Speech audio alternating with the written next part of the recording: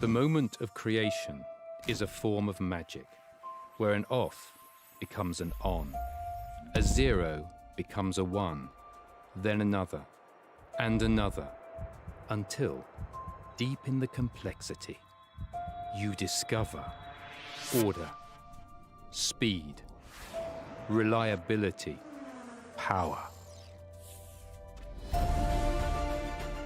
Experience the WD Black NVMe SSD.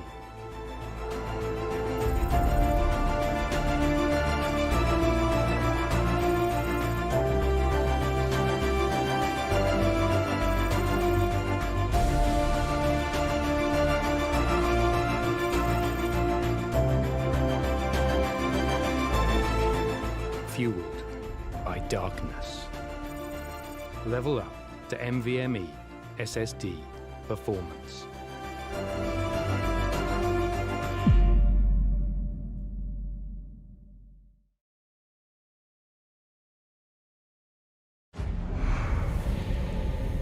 Numerous forces aimed at the Earth.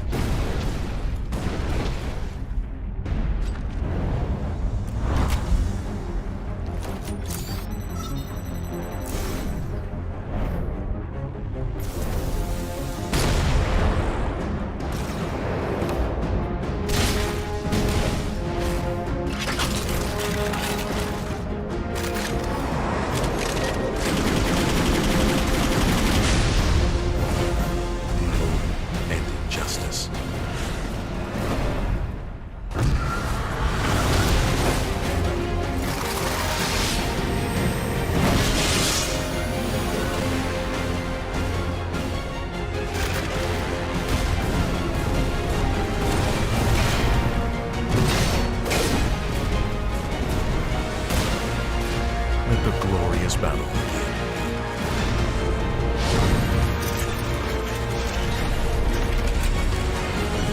begin. Geared up for victory.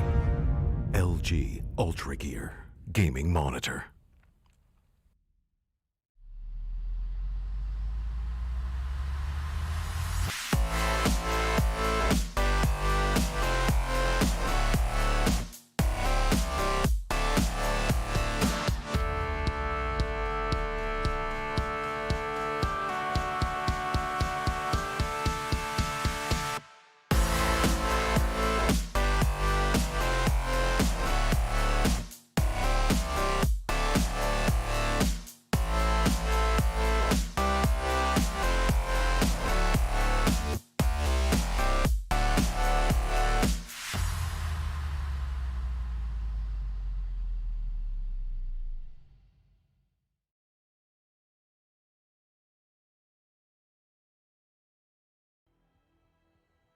Alrighty then, ladies and gentlemen, welcome back to the WBAG the Esports Club League for Rainbow Six Siege Season 5 qualifiers, powered by LG Ultragear in association with Fibernet, Zotac Gaming and Games The Shop. I'm your host, Blackjack. Joining me is my co-host, Sam and Foxy, as we are here for the beginning of the final season of this entire league, this amazing league, and an amazing, fantastic, absolutely wonderful season that we have ahead of us. Season 5 is in play. Foxy, how do you feel at the beginning of the qualifiers? I feel amazing, Blackjack. It's such a great feeling. There's so much excitement running through my veins right now. I cannot wait to bring the first match to everybody. But before that, this is indeed the season 5. That means the final season, the ultimate season of this entire long run of the league that we've had so far. And I'm pretty sure that even this season, just like all the other seasons, is going to be amazing. It's going to bring us so many surprises. But for now, we head into the first match. That's between Team Extremis versus Baby Xenophons. Weird name, in fact, itself, when I happened to take a look at the teams in the qualifiers list, I happened to notice. But that is going to the teams, and we'll be heading into the match. Before that, Blackjack, anything else to say before we get right into the action? Well, primarily speaking, Foxy, for all of our viewers, as you just said, it's a bit of a bittersweet season, season 5, but as it is, all good things come to an end. And right now, we're beginning season 5 with the qualifiers. The first 4 matches on stream will be the first one, of course, is Extremis versus Xenophons. Then we're coming up with SYG Esports versus Team Sky. And then rounding out the night will be Air Esports versus Team L2K and Nova Esports versus Team Nevermind. Another very curious names. It's the qualifier phase. You get to see some very interesting, very curious names. It makes you think what inspired names like these. We'll of course get to know later. But right now the map is Cafe Dostoevsky, Extremis, and Xenophons. Both of these teams should be at their most prepared, and we are actually going to get started with the game right now, ladies and gentlemen. The match is live. We're about to hit the ban phase any second now. Cafe is up. And I think a lot of our viewers are going to be a little surprised seeing the roster that we have for Team Extremis, but more on that in just a bit. The ban phase is in, and of course, Xenophons being on the defense are going to be getting the first attacker to be banned for the match. And as the timer takes down, nice and quick decision. The first ban of the map is the Gridlock. Okay, that is very interesting. Straight off the bat, taking off an operator who can do a lot of very good map control, as Extremis will have their second ban, their first and the second ban of the map, and that's going to be a far more standard Thatcher ban, as we always see Thatcher. At this point, we don't need to explain why Thatcher needs a ban, or gets a ban for that matter, as another ban will come in. The first defender ban from the side of Extremis, it is going to be the Mira. Mira and Cafe, a tried and true combo. Not going to be seeing that today, as we rarely get to see that regardless. And the last defender ban of the map is going to be for the side of Xenophons. They have a lot of options to choose from, and a lot of options and operators that they would like to keep in play. Being the last ban of the map, they could choose to play Echo, they could choose to play Maestro, they could choose to play a lot of other operators, and that's why we're going to be seeing the Caveira ban. A ban we don't really get to see, primarily due to the fact that Caveira isn't really played when it comes to higher tier competitive Rainbow Six.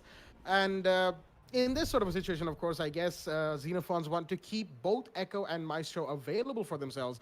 But all of that being said, the bans of the map are Gridlock, Thatcher, Mira, and Caveira. And we are going to take a quick look at both of the rosters for the teams in the lobby. From the side of Team Extremis, we've got Z-Panda, Rogue Bay, Vortex, Kostov, and Victor. And from the side of Xenophons, we've got BX50 Cal, Zangetsu, Third Devil. I think, yeah, that is the third devil right there.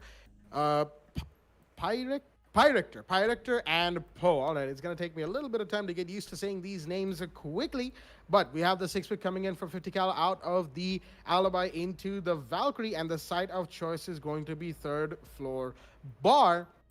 And interestingly enough, of course, Z-Panda is bringing in the Iana. Round 1 is going to be underway, and Foxy, the mic is all yours.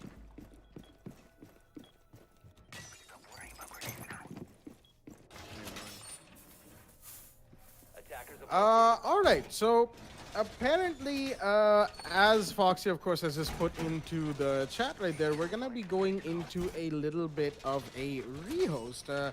Probably a few errors, issues coming in right here. It's an admin rehost, of course. Neither team's rehosts are going to be taxed for this. So we'll be right back. The match is going to be very exciting, but we'll be right back after the break. Stay tuned.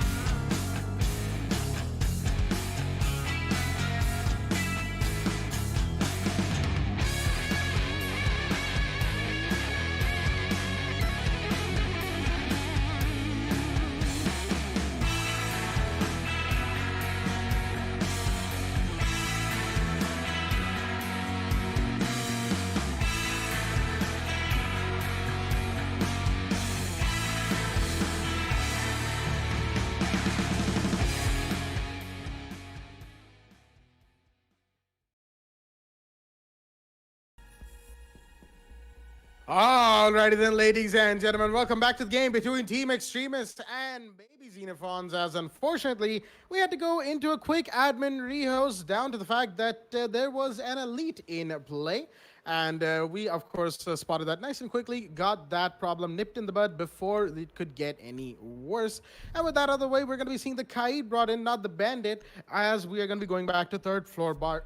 Excuse me right there. Third floor bar, the site of choice on Cafe. Cafe is a map, we've seen it before. It's spoken to be defender-sided, but of course we've seen games where it goes attacker-sided as well, as the Valkyrie is going to be 6-picked in by 50 cal, as seeing as the requirements will be that for this round only, we have the same ops and the same site pick as we had before the rehost happened, seeing as the round had already begun. Of course, with all that being said, round one is going to finally be underway, and no problems with skins from the looks of things. Nope, everybody's on default as it should be, and that is going to get us nice and quickly underway to the match itself. And it's going to be interesting to see how Baby Xenophons get set up. They've got the Kai, they've got the Jaeger. Mind you, no Wamai, so maybe the emphasis on a piano might not be as hard as they would have had otherwise. Meanwhile, 50 cal is contemplating where to put down his Valcams with, of course, the Deagle out. Nice, I think that's the Ruby skin on the Deagle as well. A nice skin, albeit a little flashy, mind you. It is what it is. The action phase is about to begin right here on the map itself. And there we go. We've got the Hibana in play. That's the only hard breacher that the side of Extremis are going to be bringing along. But as we said before, Extremis, a very, very interesting roster that we have from them here in play this season, ladies and gentlemen. And it's a strong roster with players we've seen and known of for quite a while in the TEC League and just around the region itself. So we're expecting a good game from them this time, this match as well. Right now, of course, they're going to be focusing on getting on the roof, opening out the hatches, and making their way towards a site as the flashbangs are going to come in from Rogue Bay towards Piano. Z-Panda in the meanwhile watching Skyler is going to use the Gemini Replicator to get his drones in. He's going to throw his regular drone in first as the Ash is trying to fight somebody at Heaven. That's the Legion, mind you, inside of Cocktail Lounge. And Vortex already picking up a bit of a fight, firing away, and Devil's taking a bit of damage, mind you, as Kaid, in the meanwhile, has been droned out, sitting inside of Cigar Lounge, as there's a Devil taking even more damage from an Ash charge from below. Poe's going to try to rotate down, I think, the white stairs. The calls are coming in. Devil really needs some protection as Pyrector. A good, interesting angle that he's got from someone's Devil. He's going to take some more damage. Yes, he is, but not enough to get taken off the board. The Ash, that's Vortex playing from below, doing so much damage. Should see him, not quite. The Dog's going to heal him up in the meanwhile as... Oh, that's unfortunate for Z-Panda. Tried to repel in. He gets taken off the board. The Valkyrie's going to find another one. No, he's not. Misses so many shots and goes down as Costa will take that kill with a goo mine in his shin. He's going to take that out and watch the red stairs for the time being as the push towards side is coming in. But Firesider, he's here by Barback Store. He knows where the Ash is playing towards the Neo hatch thanks to that goo mine that just went off. But Cigar Shop is also going to be a point of contention, as is Piano. Trust being fired. There's a G36 on the Ash, and no one's taking a bit of damage. Mind you, the Devil has been healed back up. There's a Legion back in sight, as the Sledge is slowly making his way towards site as well. Hibana opening up the hard walls that we're seeing through Piano, making those lines of sight for himself. As Sledge is going to be down in the meanwhile. That's the Kite shots finally working out. I think maybe the Kite of the Jaeger, as the Doc's got a good angle. He's playing against the attackers. Mind you, he's seen the Zofed, does a bit of damage. But no, Rogue is going to take down Costa with the X-Kairos as Vortex take down Parsetter. And another one for the Ash. A double for him. Will it be a triple? Yes, it is. The pistol comes out. It's on the Jaeger. He sees him. He's not going to get him. That's the Ash dead inside the side. It's a 1v1 for Poe right now. Down from, I believe, what was a 1v3. The Jaeger down the white stairs against Rogue Bay. Rogue, I don't think he knows, but he's still going to get him. The headshot on the swing around towards white stairs is going to find the Jaeger, and Extremis is going to start things off a little clumsily, but they're still going to get the first round on board. Round one going to the side of the attackers on third floor bar. Vortex with the Ash pushing in and making things happen. Unfortunately, didn't quite get the quad kill, but the first round, that has been got. Round two is underway. The push-up from the Ash, how did that go unnoticed? A really good push-up from Vortex. The Ash coming in, making sure the push happens at the right time, in fact. She used the perfect cover for herself while the Hibana breaches were happening. Definitely, that's not a team kill that we did see Aix Team Extremis attempting onto Costa, but that still happened. But that's still a very, very good push from the Ash. A triple kill, down to a 1 versus 1. Could have won the fight against the Jaeger, mind you. Should have stuck to that pistol white peak, but went for a little bit of a fall back to cover, you know, trying to find where the Jaeger is playing. But that's just unfortunate. That's just things that happen. The nick of the moment, you know, it's Siege. I mean, at the end of the day, that's how the cookie crumbles. So yeah, coming back to Team Extremis, a good round for them coming in and rotate back with that clutch in a 1 versus 1. The patience exhibited by the man, perfectly well used, but a little bit of a push-up that we did see from the Jaeger come out. I'm not sure if that was Poe playing it. Was that Poe or Blackjack? I'm not sure if we'll be taking a little bit of time catching on to these unions. In fact, Baby Xenophons itself is a very new.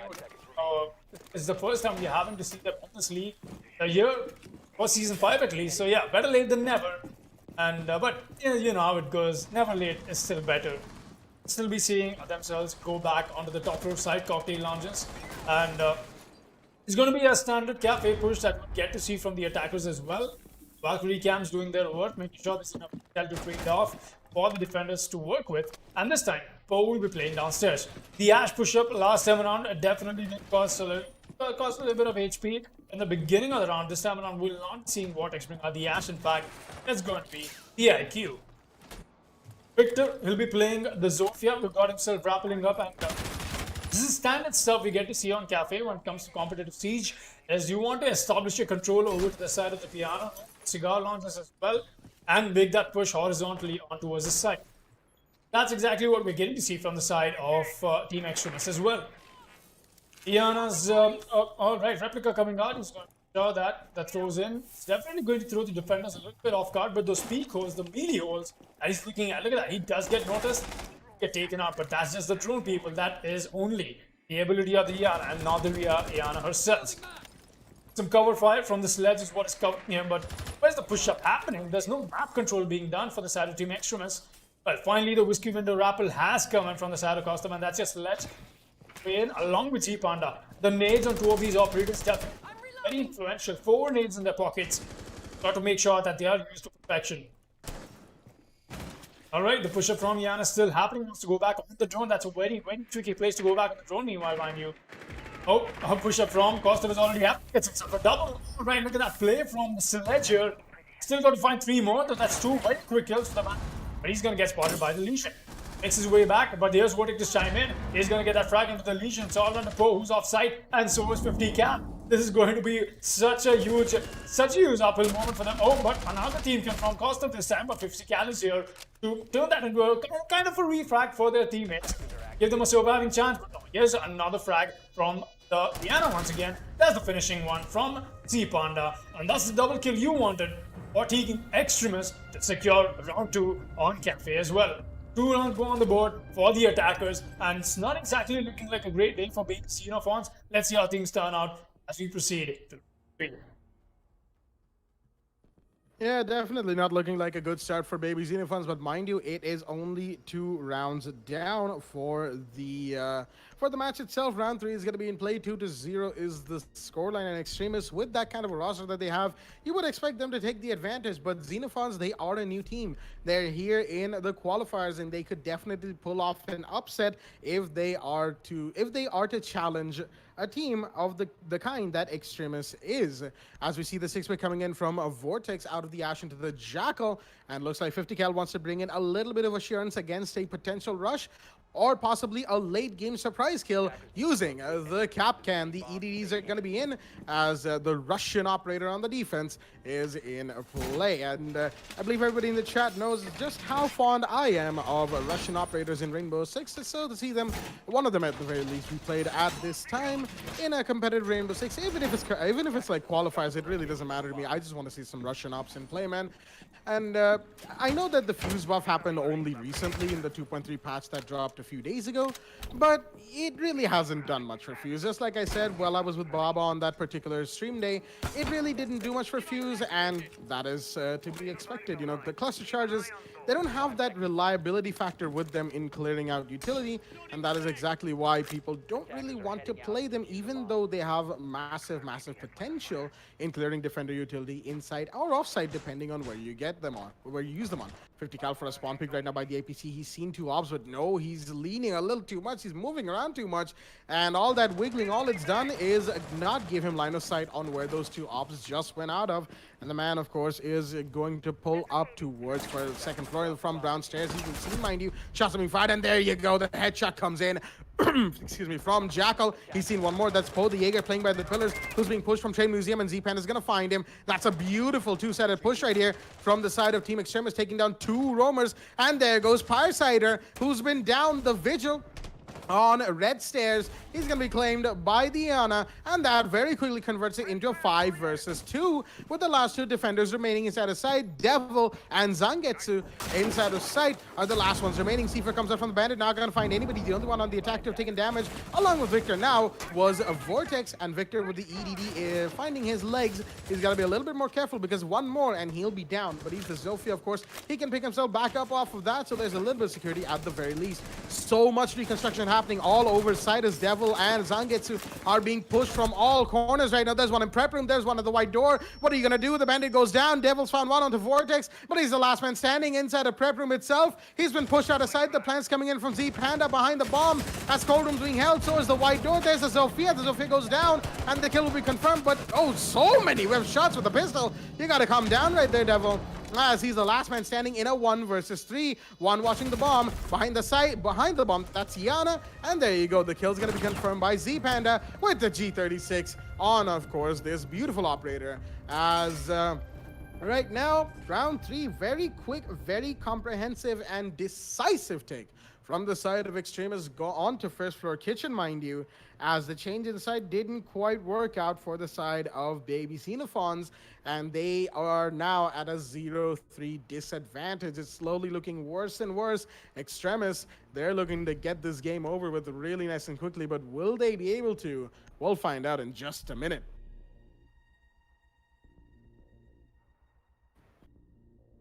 Well, with round 4 being in play, of course, it means that the score, that is 3-0, that, of course, is actually a pretty big deciding factor in the first half of this game, which is pre-roll swap. Round 7 roll swap, usually, you'd like to see, as a defender, you'd want to go into roll swap at, say, at a bit of an advantage, say, like a 4-2, or even ideally a 3-3. Now, well, 5-1 would obviously be the best situation. 6-0, it's very, very unusual to see a 6-0. But it's not completely impossible. Right now, it is 3-0 in favor of Extremis. Even if baby Xenophons were to pull the absolute best game that they have, that they play in these next 3 rounds, they'll be able to secure themselves a 3-3 equalizer. And even then, Extremis are going to be going on defense on Cafe. They'll have just a little bit of an advantage of being able to sit back in sight, let the utility do its work, let their roamers do their work, and have the anchors in sight waiting and ready. And that's pretty much how any map these days in Rainbow Six, the current meta, of course, in Rainbow Six goes. And no surprises there, of course. We've all seen what the amount of utility defenders can bring right now is capable of, as Zangetsu going for a bit of a jiggle peek through the VIP door, first floor VIP door, mind you, as 50 cal is going all the way up to the 3rd floor. Very interesting right there from the man, the Pulse, going all the way up to the top floor. He is a 3-speed, so, you can roam with him if you want to, but I believe he would have been a little better served playing 2nd floor or even 1st floor, as shots were fired by the Hibana to open up the reception main door. That's where Poe and the Doc Zangetsu are playing, but nothing quite coming up for them just yet. They haven't found an attacker, as Extremis are taking this a little slower, and 50 cal is actually going to find Vortex. The UMP's come alive right there, and the Ash is off the board, as Z-Panda is going to go down to Firesider as well. That's a little unfortunate right there for Extremis. They've lost 2 big operators. The Iana and the Ash are off the board, as 50 cal is using his heartbeat scanner, and Koso's actually going to go down to Firesider as well. What is happening? Extremis in a bit of a spot of bother, as Zotac trying to take the fight here against the Doc in VIP, but does he know that there's the Jaeger as well? He sees the head, but isn't quite able to connect. Zangetsu doing well with those peaks that he's taking, mind you. as Zofia is going to rotate towards the reading room door. No, not quite the window right. He's going to see the dock. No, doesn't see him just there. As Roguebay is going to find one Firesider. Finally goes down, but it's a 2 versus 4 right now. The dock with the run out. No, he's going to be seen by the Zofia inside of reception. And that's one more kill confirmed. 2 versus 3 right now. As it's all down to the Zofia and the Hibana. Zofia is half HP herself. As shots will be fired in the bar area any second now. There we go. The Jaeger's found one. It's a 1v3 for Victor. The last man standing outside of the reception door. In this 1v3 situation, he doesn't have diffuser. He's gonna have to go for the claim, but he's gonna first stun any defender sitting in that area. He's known that going off right there, the concussion going off right there, means that someone's playing behind that bar, but he's not seeing the Jaeger. He's taking the diffuser, and he's just gonna pull back for the time being. It's still the 1 versus 3. Poe, 50 cal, and Devil could find the Zofia any second now. But Victor, he's trying to play this as safe as possible. Also trying to give his teammates as much time as possible to go for a bit of a reconvene. But no, he doesn't know where the Legion's playing in prep room.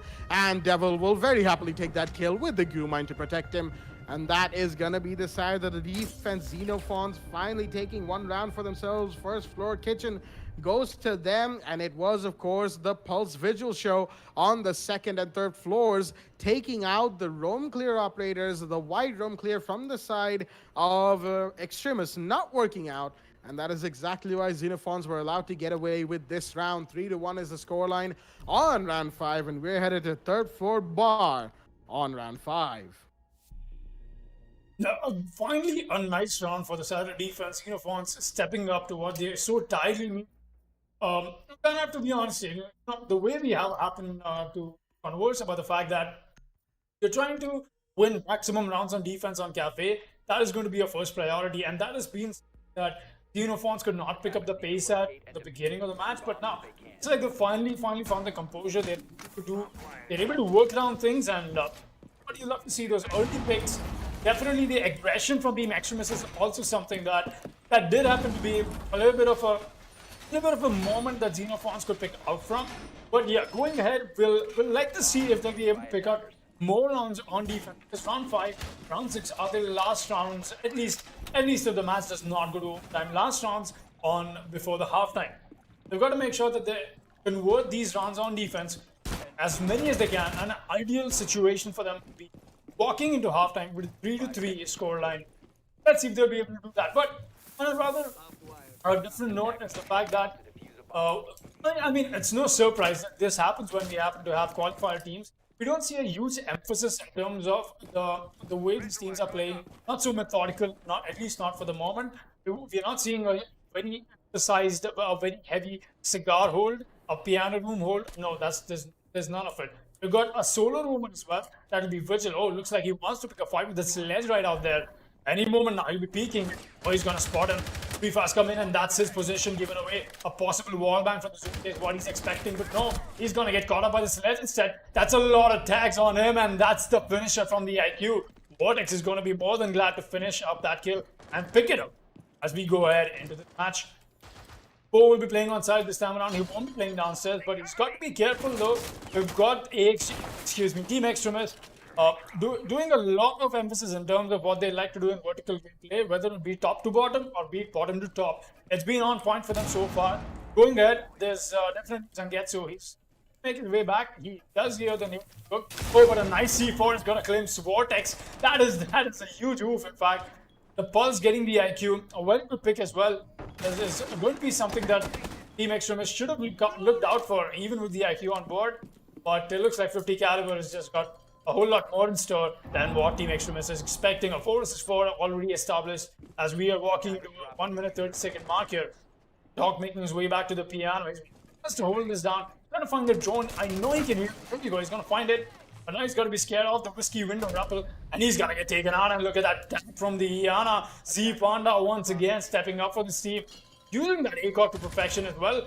And there's another body being dropped. In fact, Victor picks up 50 cal. We've got Poe and Devil. All that is left once again. The Jaeger and the Legion. Got to be very careful in this push. But the Iana's push is what is happening first. Gonna ignore that. He knows exactly that. Oh, look at this. That's really funny. But no, Poe knows exactly that. That's just the bait. He's got, wait a minute, what is that push-up from the Legion? Is not going to claim him anything. But now, it's all on to Poe. In a 1 vs 4, the man has got to do it all. He's got to find 4 frags. Unless, of course, before the plan goes down. The plan is only going down by cost of There's cover being provided by the team. The attack is from single corner.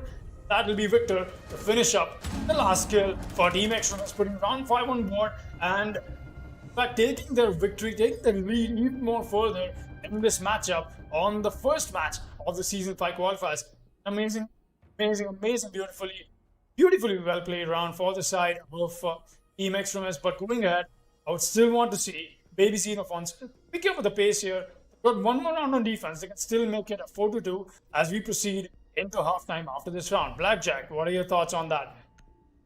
Well, at this point in time, of course, Baby Xenophons, all they need to do is give themselves one extra round on board. Going into the attack down 2-4 will not be a good situation for them at all, as going into the attack on Cafe is one thing. Going into the attack on Cafe 2-4 is a completely different beast and significantly harder than going into a 3-3, because 3-3 you're effectively starting from scratch with lesser rounds required to get to match point and the victory. But with a 2-4, you have to play catch up on 2 rounds before you can even hope to start going for the match point victory. And even then, there's the fact that, you know, you have a good opponent team against you who will be looking to get their rounds on board. They're on the lead, they're playing it comfortable, they're in a good spot. So right now, Xenophons, if they don't want to go 5-1, 1-5 that is, onto Rollsop, they will have to put this round on board, because 5-1 is pretty much a battle so far uphill. It's such a steep battle that it's almost unwinnable. Again, it's almost unwinnable because this is Rainbow Six Siege, and anything can happen at any given point in time. Like I mentioned a couple rounds ago, Xenophons, they are in qualifiers. This is, I believe, one of the first times we're hearing of them, and they could definitely pull something special here if they are capable of doing that against Extremis. Well, Extremis, we've seen these players before, and seeing them to come together now in the qualifiers of Season 5 is going to be interesting to see how far they get with this team that they have on board for themselves. Vortex once again with the Ash. The site, of course, is the second floor reading room and fireplace room. And we've got a Legion playing inside of trains as well as... Wait a minute, is the Legion the only one inside the site? I think he is. The Doc, the Pulse, and the Jaeger are on top floor. And the Legion is the only one inside. Jaeger's playing White Stairs, Docs and Piano, and the Pulse, that's 50 cal, I believe. Yes, that is. Playing by the Skylight. They've left side pretty much uncovered, but the Docs coming back in as the C4s come out, but it's not going to find anybody. And that was, of course, the Pulse's C4 expended. Grenades are going to come in from the Sledge, and does a bit of damage to 50 cal. He's lost a quarter of his HP, and the Zofia is going to follow up on that kill, finding the Pulse on the board. 50 cal, unfortunately, he's going to have to say good night early, as Vortex is going to find one more. Defenders are falling once again. It's a 5 versus 3, mind you, as oh, Victor's got to be careful. There is a Parasite are very close. Zanget's just trying to fight vertical, but it's an Ash you're fighting against, and he will not be winning that, not at all, as Vortex will take that kill onto the Doc, leaving it at 5 versus 2. Devil and Parasite are the only ones remaining, as the Vigil's making a long rotate through VIP corridor, up the White Stairs. He needs to get back towards side, because the side push is what's happening from the attackers right now. There's an Ash very close. In fact, playing the door of side and the 90 hallway, might find the Vigil any second now, who's going to swing wide, and he's actually going to find Vortex's head. Gets tagged up for his trouble on half HP, and there's a Zofia to confirm the kill. It's all down to the Legion, the last man standing. Devil inside of Train Museum Mining Room. He's the last man. He's gone prone here in a 1 versus 4 post plant, and he's going to find 4 attackers. He won't. He looks over the wrong time, and that is Victor very easily taking the kill against the last man standing Legion. Prone is sitting inside of main mining room. I was about to say site, but that's just mining room right there. And that is the 5-1 lead score going in to defense on round 7 roll swap for the side of Team Extremis. They have completely taken this game by storm, bar that one round that they had on first floor kitchen, and that too, yeah, it doesn't really look like that one round has affected them in the slightest. And Baby Xenophons, yeah, not exactly having the best day. We keep reiterating this point, but it is what it is at this point. You know, it is what it is. Just like you said, Blackjack. I mean, it's not exactly been a great defensive half for the side of Baby Xenophons, but I mean, you hate to say it. You've got 6 rounds on board, and you can only convert 1. Not exactly a great day to be a Baby Xenophons fan, but I'm for sure a fan of the name that they have. I have to be honest here. Baby Xenophons, it's a very nice name. No kidding. Honestly, it's a nice team name. I haven't seen a team name come up like that. It's not before this, but yeah. Personally speaking, I like the way it just sort of rolls off the tongue, right? Exactly. There's no stoppage. You can just one breath, done, get on with their sentence. I like the fact about that name. Plus, it's catchy. It's catchy, you know. Yeah, just so we're clear, we're not pointing anything towards Beacons or Basriel. I knew that was coming. I had it in my head. Oh, nice one. So yeah, that out of the way, Baby Xenophons. Definitely a good name, but not a great game that they're having today. If Team Extremis has been all over them, and in fact, at least in the first half of the match, maybe attacking side is, maybe that could be their lucky charm. Maybe that is something they'll be able to pick up on. Let's see if they're able to do that, not going ahead into this match.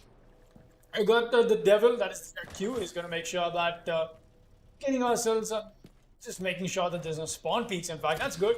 You always want to have that kind of insurance for yourselves. Only one hot breacher being run from the side of baby Xenophons, excuse me. I just tried to go for the short form of their name, and I very quickly realized that is not something I should be doing.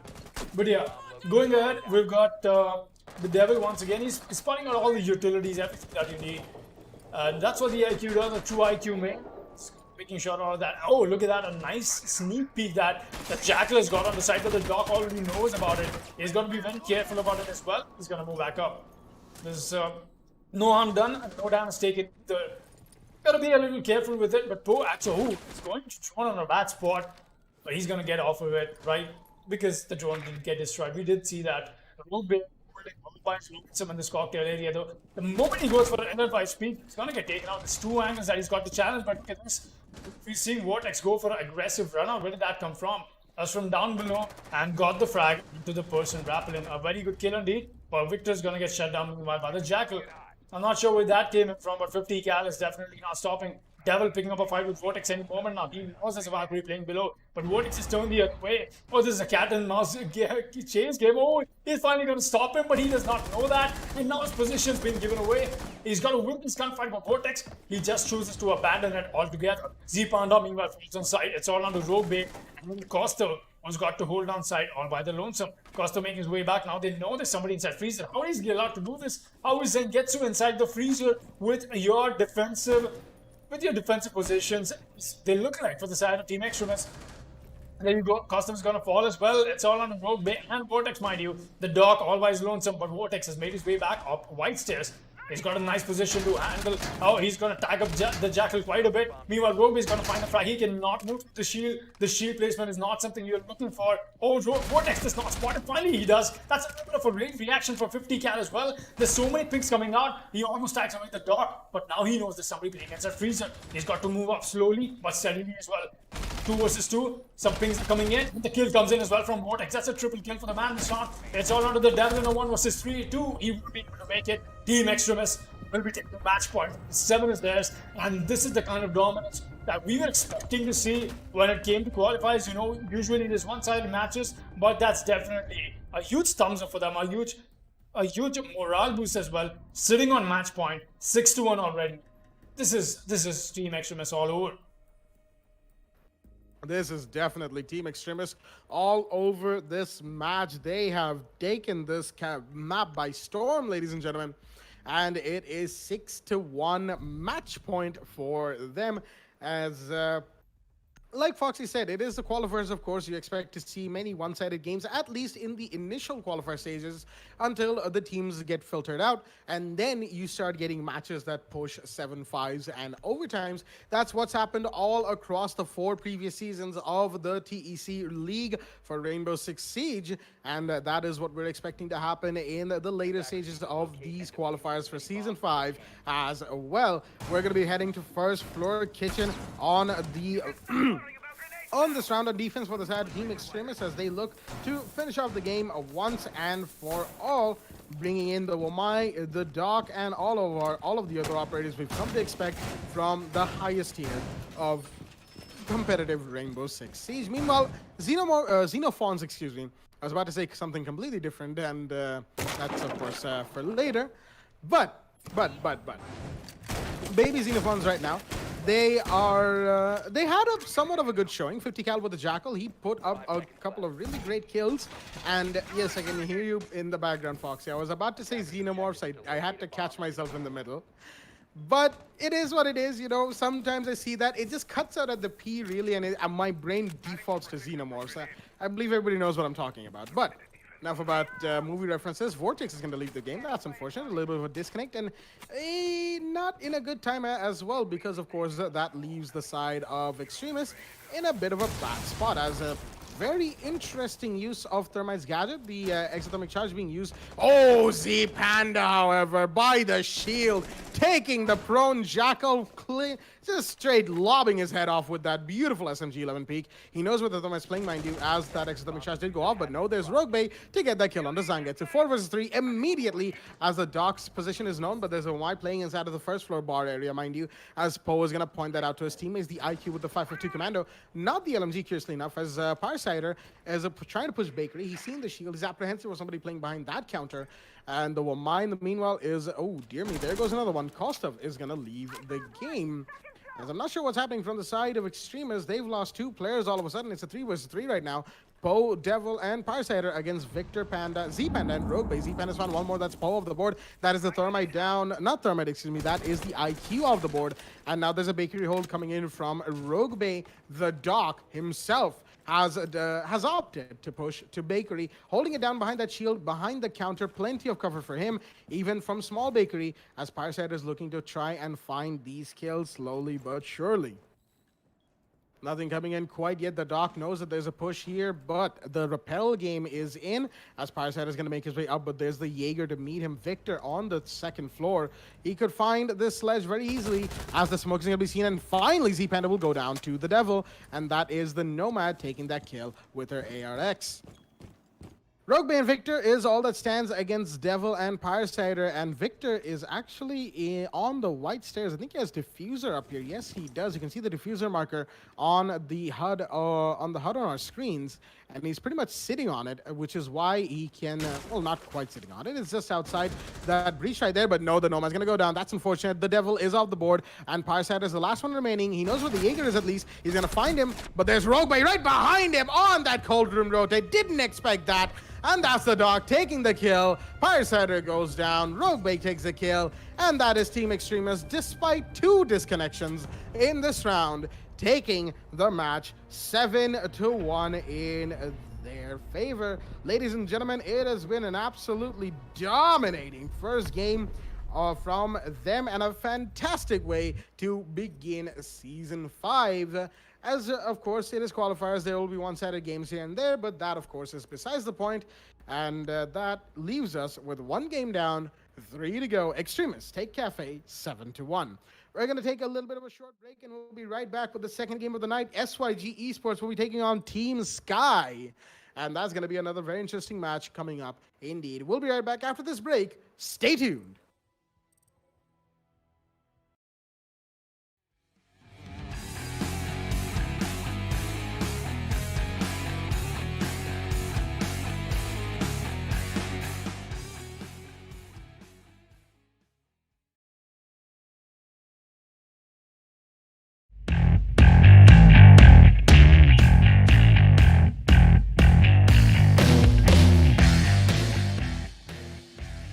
Be careful on the push coming in from the Twitch, and Anaconda will immediately capitalize on the situation by taking out almost Yujin, but he doesn't know that IQ has been pushing in, and look at that, Iana with the plays as he is just going to get traded out from Invalid. The pushes are coming in over and over again, but finally it is all down to Jinx to clutch this one out on a 1v1 situation here. It is Jinx versus Invalid. Who's going to be the victor? It is the UMP versus the Type 89. I mean, the pings are coming in from the defenders. Hibana still needs to be careful, and look at that push coming in from Jinx as he takes out the head of Invalid, as they will win round 3 on first floor kitchen. Man, oh man, was that a bloodbath.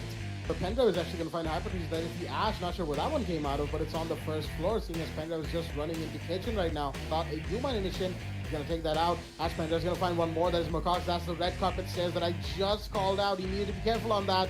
Doesn't look like it at the very least. Oh, there's a Jaeger. A little bit of a jump scare right there for Z Panda as he goes down. Pendrive with the triple kill. May have just given Instinct Esports the ticket to maximum overtime. As the man swinging around 90 hallway, he might just find a couple more for his trouble. He's going to find the Hibana. He's on a 4K, a set for the ace. Is he going to get it? Yes, he is! Instinct Esports with the flawless round. Pendrive with the ace. Playing at the penthouse. So with the help of the operator Spaceman, it should be really great here. A peek from the Zofia and eventually but Gypsy on the first kill, taking out Anaconda. Vamai will be able to take out IQ, just get traded out from Spaceman, and with that 35 seconds still remain for the attackers. Asterix taking out Rujin. The smoke with the SMG plays, hoping to at least take out Zofia, but no, Spaceman will emerge victorious and will eventually get a triple kill. And look at that, almost walkover, will eventually get their first win.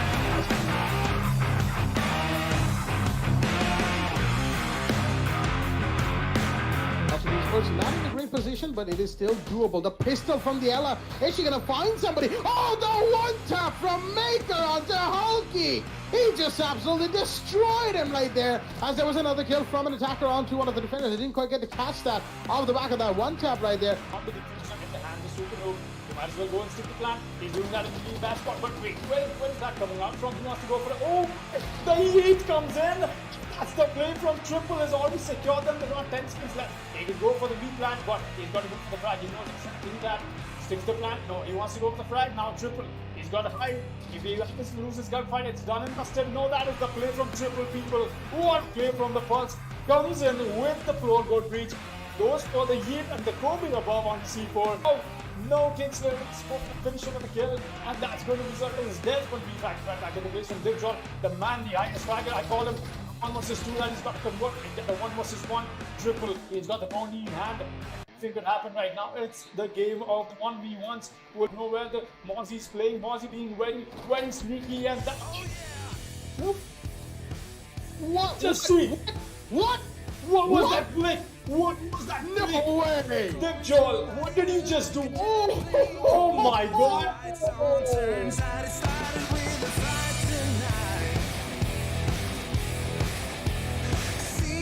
With the smoke canisters to support what remained of the smoke canister, mind you, as Rats, of course, is taken down.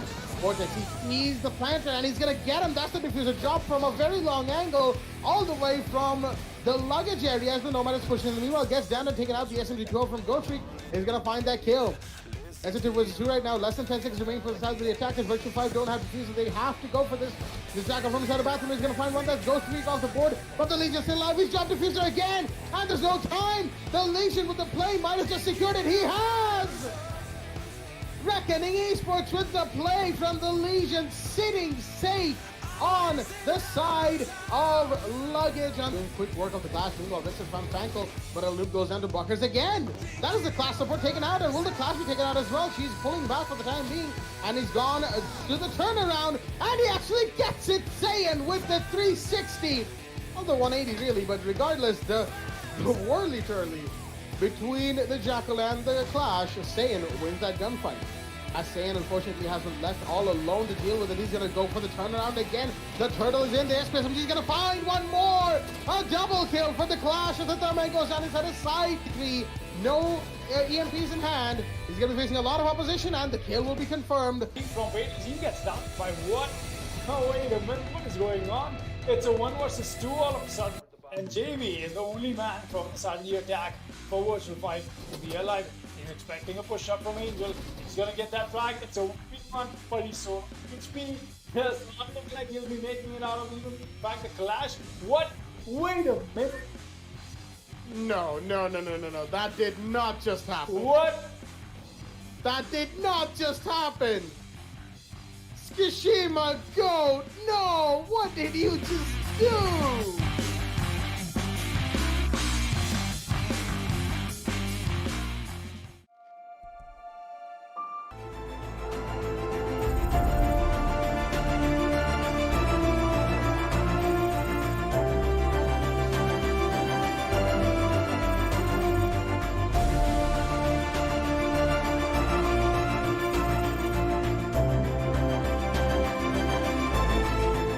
Fueled by darkness. Level up to NVMe SSD performance.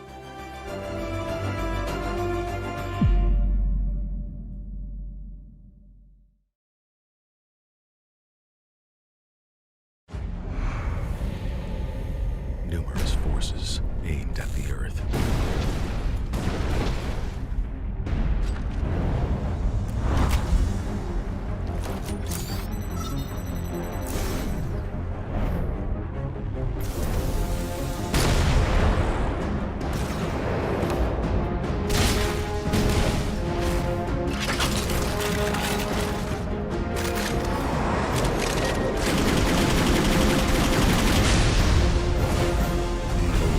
And injustice.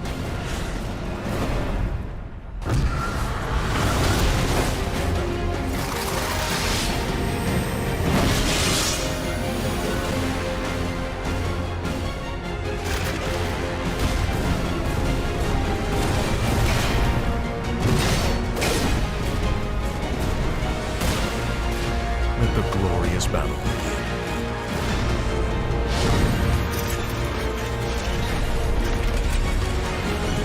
Geared up for victory. LG Ultragear Gaming Monitor.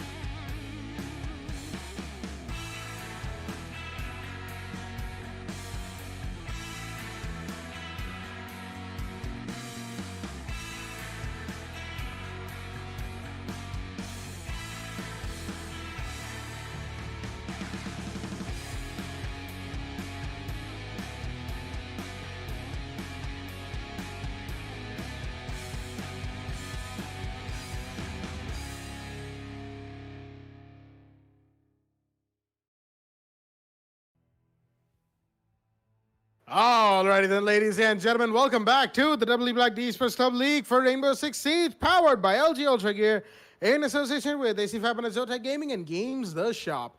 I'm your host, Blackjack. Joining me is my co-host, Abin Foxy, as we are here for the second game of the first day of qualifiers.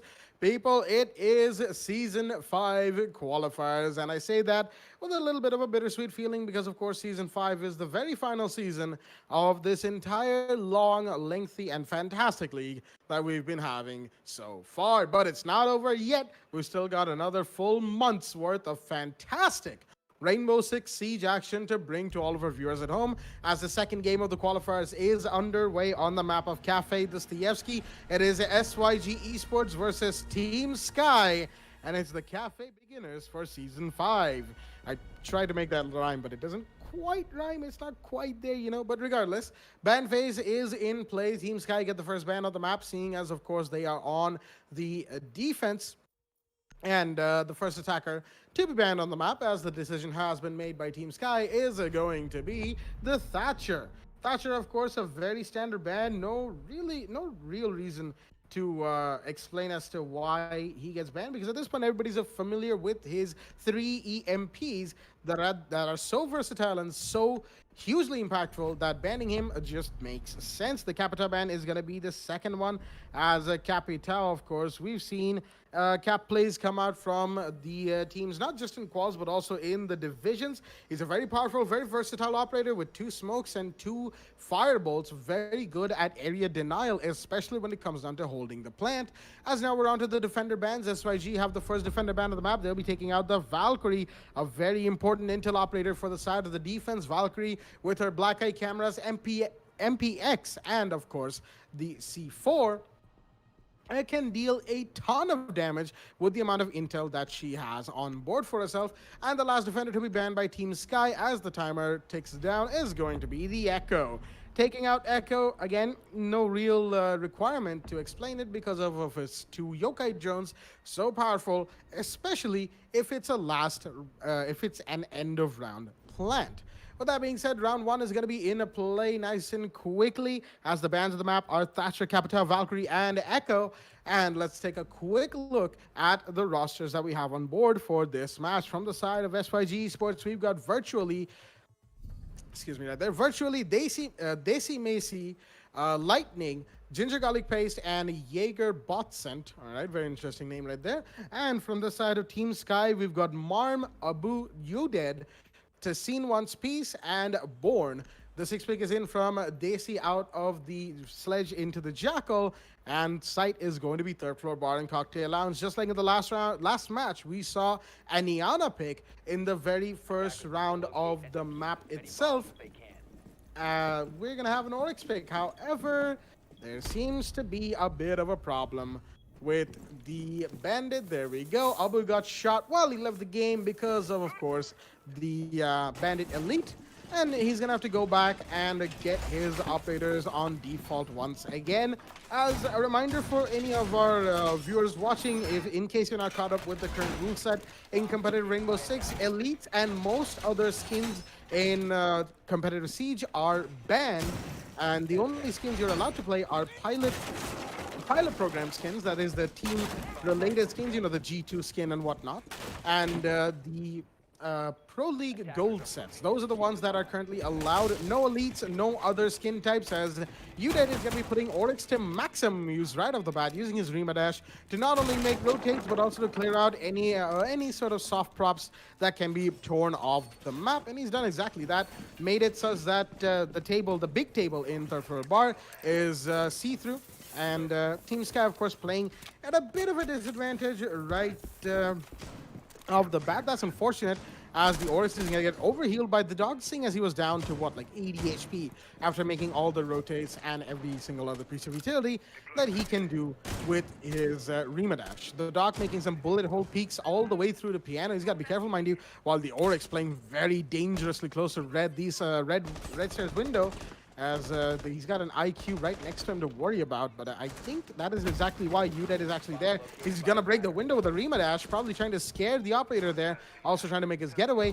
But the drones are gonna come in from SYG Esports all the way at the top, as Uded's gonna be making a jump up to 2nd floor fireplace hall. Marm's gonna find one. That's the IQ finding Desi Macy. That's one of the board for the side of the attack, mind you. That is Jackal off the board very nice and quickly, as the Thermite's gonna make his breach in. He's going to get breached in, as the flashbangs are going to come in, trying to find where Marm is playing. But the Wamai, he's undaunted right now, but the flashbang has found him. He's a flash for the timing, but shots are being fired. They're not going to find him just yet. His shield is off, and now he's got to pull back. He's taking a bit of damage from that impact. And my dear, Uted's going to go down to Ginger Garlic Paste. The Oryx is finally off the board, but there's a Thermite pushing up. Is the Wamai going to see him? Yes, he is. The Arc claims the kill, and he's going to slowly rotate away to the white stairs, as the Nomad's probably going to see where this operator is playing. But no, there's a Doc for support, and that's another kill for Bourne. He's found one, but Marm goes down to Ginger Garlic Pace. The double kill for the IQ is in, as is down to a 2 versus 2. The IQ herself is low on HP, the Nomad's been spotted, and Bourne's gonna fall back instead. The Doc doesn't want to take that fight, and neither does he need to. He just has to pull back, sit back, relax inside, and take the gunfights when he really needs to. The castle, of course, the other operator in play right now, as I believe the Doc's trying to push White Stairs hallway, while Jaeger Botsen is just standing very still, holding down the angle inside a cold room. To Scene in the meanwhile, watching Bar. Ginger Garlic Pace is low on HP. He's got to be careful on what gunfights he picks, as Bourne is going to be seen by the drone. That drone's giving away his position, but the push is not quite in yet from SYG. They want to make sure they have all their intel on board, and now they do. The Nomad's pushing up the White Stairs hallway. I'm not sure if Bourne knows this. He doesn't. The marks are in, and he'll be taken out. That's the Nomad taking one, as now it's all down to Tassine, sitting inside of third floor bar by one of the desks. He knows that the push is in, but there's somebody inside a cold room. Is he aware of the cold room push? No, he's not. An air jab goes out, as Jaeger's going to go for the plant, and he will slowly rotate through the plant. Tassine, but no, the kill won't be confirmed. He's still going for it. He'll be denied. The IQ's here to try and get the kill. Will he? No, he won't. The plant went off, but it doesn't matter to Scene. How was he allowed to get that clutch? How did the Nomad not quite get the kill? Where was the IQ? Where was the cover? It wasn't there. And the 1v2 confirmation for the castle is in, as Team Sky will take round 1 off of a very, very huge misplay right there. The IQ wasn't in position to take the kill. The air jab went off, but the plant needed to go off as well. And that's just very unfortunate for the side of the attackers, as it is 1-0 going into round 2. The real question is, why did the Nomad not get the plant? I know, right? Right? She was getting shot off, and then he went for the reload, and while the reload was happening, all right, good Botsen is going to wake up, he's going to get off the plant, get that frag, but no, looks like that is not going to be the case, as I quickly have to ask for a rehearse. There's playing a 4 versus 5 right now, so they won't be demanding of the viewers, at least as of now. All right, that's up to them. That's the teams, up to the teams to decide if they want to rehearse or not. They will be choosing not to, but looks like they don't need that even. Look at that, a 4 versus 5 that they started off early into the match. They still happen to win, and this is something I was expecting to see when we headed into Cafe in the last match as well. You want to convert your maximum rounds on defense when you happen to go on Cafe. And using the meta to your advantage, look at this. Tassine, a very good reference and very good fanboy moment, I believe, for the meta right here. As for the people who follow the league, in fact, he's got his name, a little bit of an inspiration that is dragged from Hasib One Space from Mercenaries. That's great, that's good. I love to see that kind of wholesomeness throughout the community. But coming back to the question at hand is the fact that they are embracing the meta to the maximum. Look at this strategy, the meta and the castle strategy, and not forgetting the mute people. Mute and castle, they've turned out to be a very, very strong duo altogether. Legion is here for the information trade-off, along with, you know, at least apart from the information that he'll be trading up on where the push from the attackers is happening, he'll also be very good with the T5 SMG in his hand. I'm not exactly fond of the White Stairs meta that the side of the defense team Sky has come up with, but it only has to see if that works out for them or not. I mean, it's the qualifiers. Anything can happen over here. We got Lightning is going to be playing with the Buck, and they got good use. There you go. All right, the reconnection from Team Sky has already happened, but where's the mute getting tagged from? He does not know that Udead man is going to pick up a frag already on the Ginger Garlic Paste. Not sure where that kill came out from, but that's something that Team Sky will be gladly taking in for themselves. Soft Breeze being noticed by Udead. Looks like this man wants to go for it. He's on a spree. He's looking for more blood, more heads to find, but he does not know that the drop has already happened. He's going to tag up the Nomad a little bit, but takes a little bit of exchange fire as well. He's going to move pretty close. Oh boy. If he happens to sneak around this place, and he will, that's the Nomad getting dropped. There's the Nomad coming in. He can get dropped as well. Udead with a triple kill. He gets refrag from the side of SYG, but there's a refrag back in from Team Sky. Bourne is the one to take that kill, and that's a huge kill frenzy that just happened on the new hats drop, or the red hats drop, in fact, and that's the diffuser drop as well. Daisy Macy, my man, is left in a 1 versus 3 clutch without the diffuser, with only 1 minute, 20 seconds left to work with. Goes for the red hats drop. He can still make this happen, mind you, people. Knows exactly where he's got to go for the peak. He's going to unpeak for a moment. No, he's going to get that frag on too. Arm, at least for the moment. A 1 versus 2. All of them will be on full HP. And by all, I do not include the Jackal, mind you, people. that man is almost somewhere in the lines of a 20 to 13 XP. That's definitely going to be something that he's going to be scared of, because picking these gunfights, winning them is what is going to get him and his team the round on board. Team Sky once again getting themselves that early advantage, and also an end round execute. It's bound to happen, but it only stands to see if they see Macy can make this clutch. Very ecstatic, the man is trying to find footprints. He's finally going to find them. There you go, the trap onto the Legion is happening. Born is going to have a little bit of a HC feat. He's going to have to make sure he does not stay in one place for too long, or it's going to be Desi Macy to convert that into a kill. But this is also giving so much more advantage. Oh boy, my man wanted to go for a quick to the hatch, but the hatch is reinforced. Good work being done from the side of Team Sky. Once again, kudos for them. But now, 15 seconds left. The Jackal does not have enough time. The man does not know where the defenders are playing, but it won't matter. Here's Ball with the double kill to finish and put another run on board for Team Sky. On to round 2. 0-2 is the scoreline in the favor of Team Sky. Looks like SYG Esports are just not having a great day. Not quite the beginning that SYG were looking to have, as it is qualifiers. We have one-sided games quite often, at least in the early stages of the qualifiers. Whether or not this game remains in that trend is what is going to be interesting to see. As 2 rounds on the defense, back-to-back on third floor bar and reading. Excuse me, as I gather my thoughts. Really not sure what happened right there.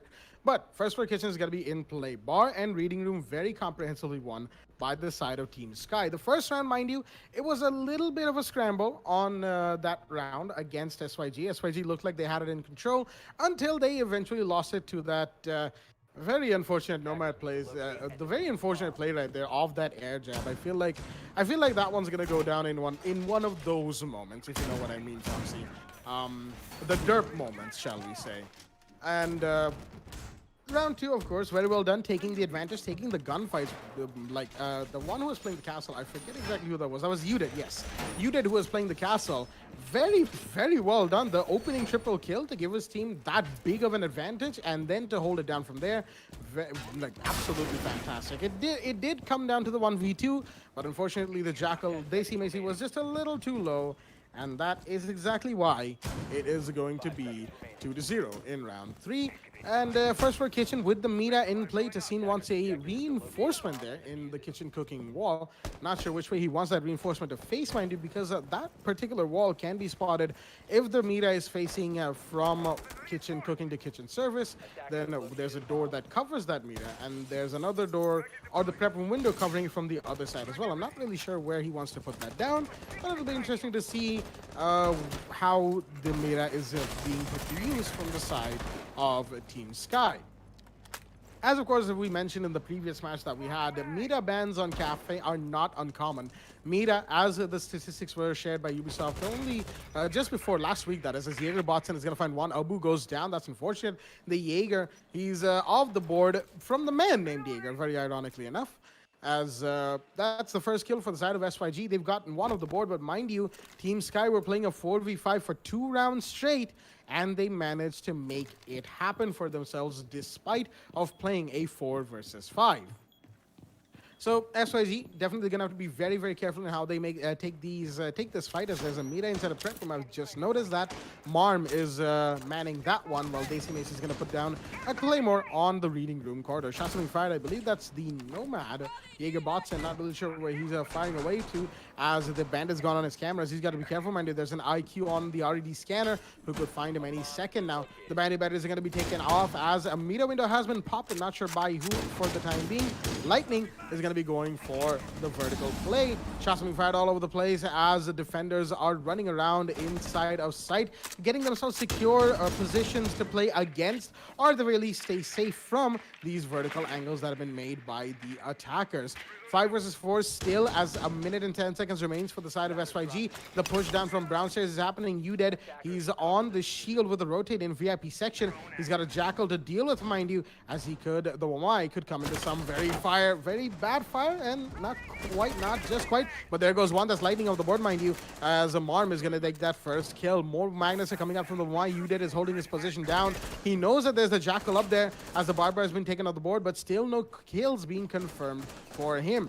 There's somebody prone in the corridor behind him as the meter is going to go down from the vertical angles that we saw the side of the attack make. Ginger Garlic Paste takes that. Tassine is off, but there are shots being fired. Ginger Garlic Paste is low on HP himself. Udid fighting against two attackers right now. How is he alive? He's found one. He needs to find the Jackal, though, if he wants to make his position set here. And Jackal, Daisy Macy isn't able to find anything. Bourne's going to take down one as the Jackal's going to go down. In the meanwhile, as that is a couple of kills for the defense, and it's all down to Ginger Garlic Paste. The IQ, the last man standing in main corridor. He's going to get taken out from inside the side. That is Bourne with the UMP on the castle, taking the final kill of the map. And Team Sky, once again, they may lose bodies in massive gunfights, but when it comes down to taking the influential kills, they take them and they hold on to them. Round 3 goes to them, 3-0 in the early game, and now SYG are faced with a predicament because they have to equalize going into roll swap round 7.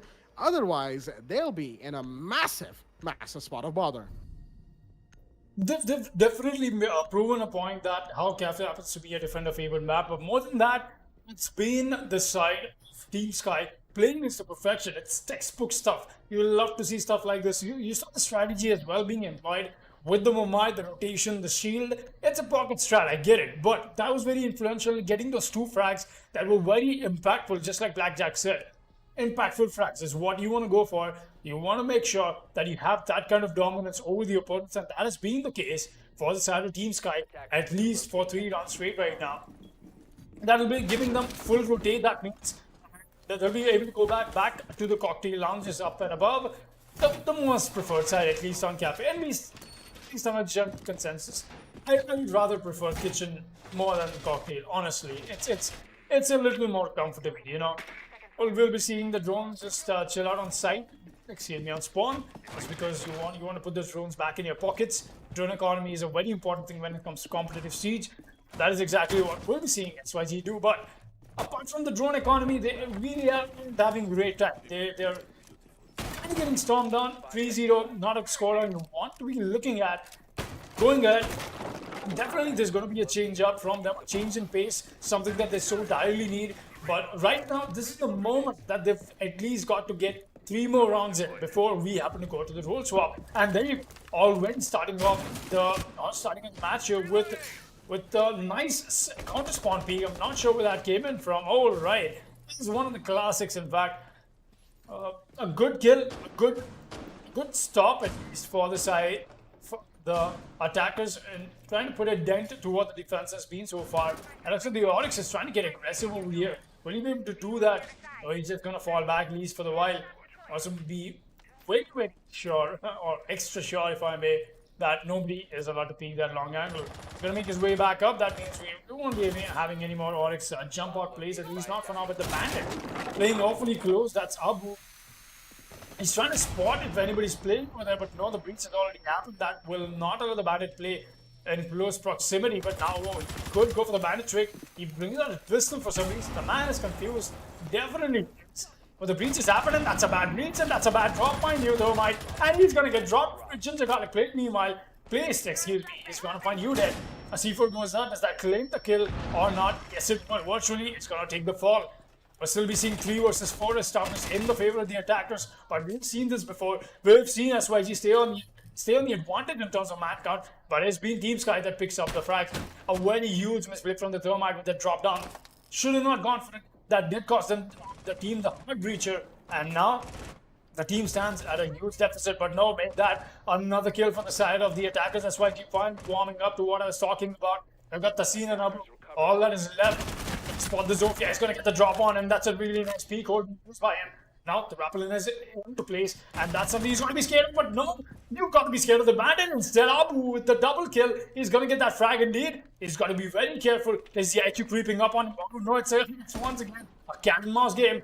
With the prone peek in.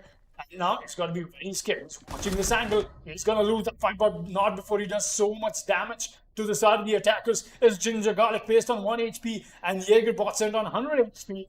This is giving me so many nightmares. This is all over round 1 once again. The Castle is going to get the drop. That's a 1 versus 1. He's just turned it into his advantage, but will still be able to win this fight. He's got the time, the clock working for him. He's going to move awfully close.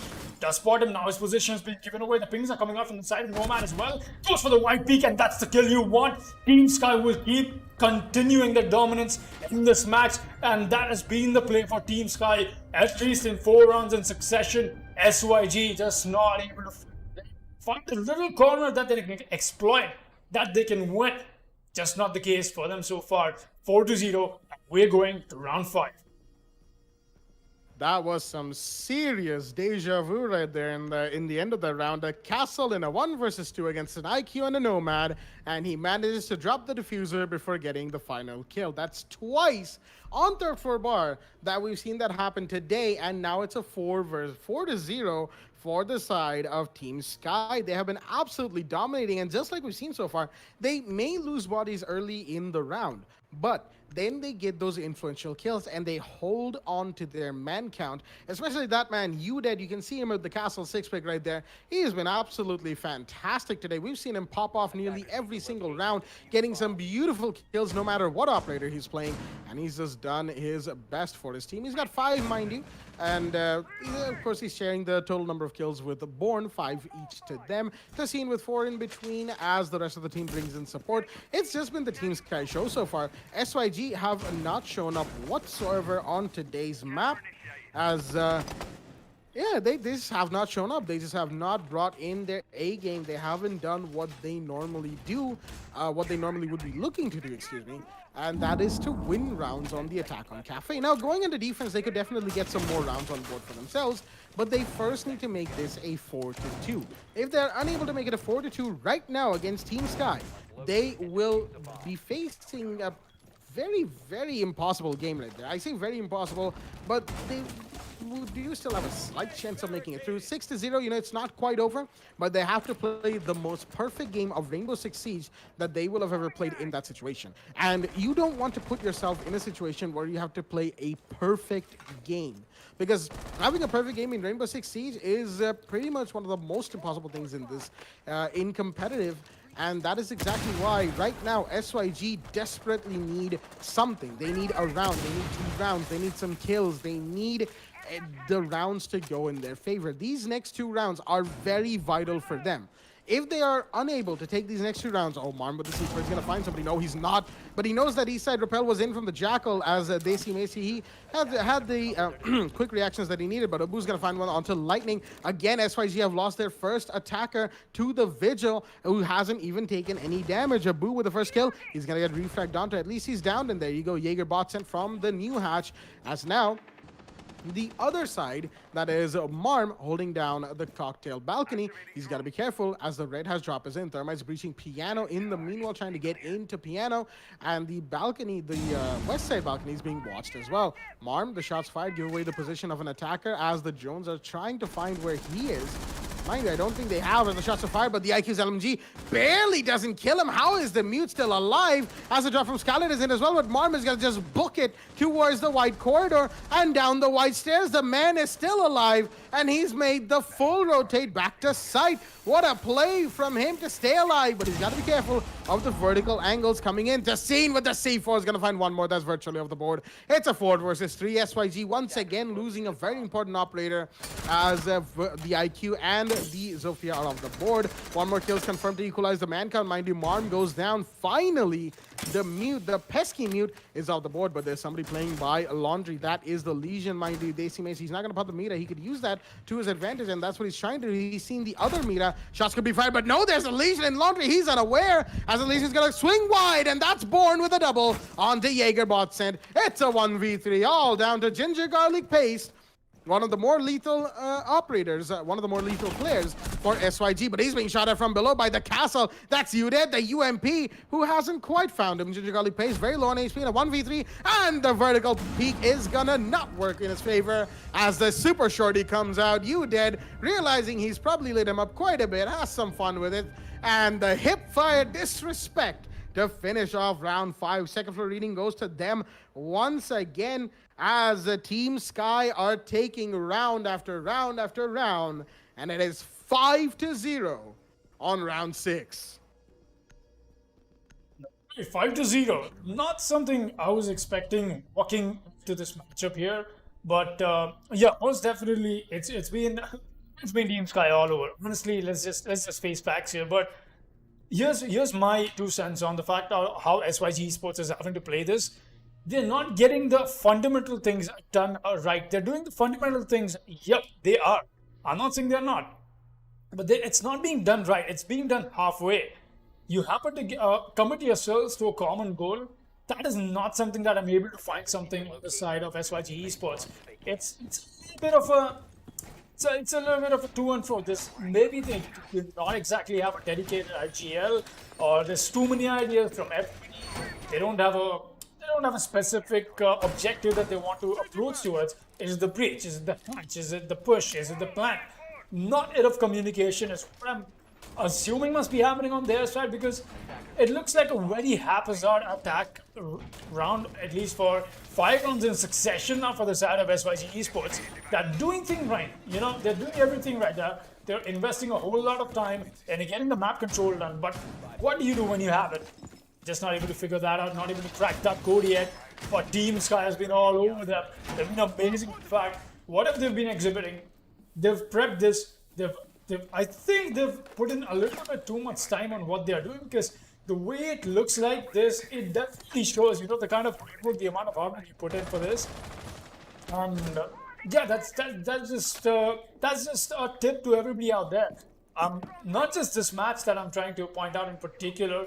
The fact that you put in the amount of hard work, it shows in the type of gameplay you happen to present to us, and especially me and Blackjack. Apart from casters, we also happen to be huge critics. Don't take us personally. It's just the fact that we love to see the teams in the Indian circuit play. It just amazes us to what kind of surprises they hold for us. That has just been the case, and that is exactly why we enjoy the qualifiers. And boy, oh boy, these qualifiers are definitely off to a great start. That being put aside, we'll be seeing the Yankee go for the peak, and he's gonna claim it. There you go, virtually losing a life with that Sabu getting a kill on board for himself. Another single man push, it's gonna get found. Extremis takes the fall. Third single man push will get. That'll be a kill on the side of SYG for the while. But that is something that I'm trying to point out since the beginning. SYG have information on the Jaeger playing alone, but there's 3 attackers that try to push him alone. If the Jaeger just happened to win every single one of those gunfights, it was a good night for SYG, and that did happen. 2 of those lives lost for nothing. They could have waited for the rapid, established choke points, but no. A single man push, definitely not something you want to do, at least not when it comes to the competitive level of play. There's etiquette that you've got to follow. There's some methods that you've got to keep in mind. The teams that do keep that in mind, top right now. We'll be seeing Jaeger make his way downstairs. We got the brown stairs push coming in from the side of Jackal. That's a very important, very paramount push that is needed for SYG right now.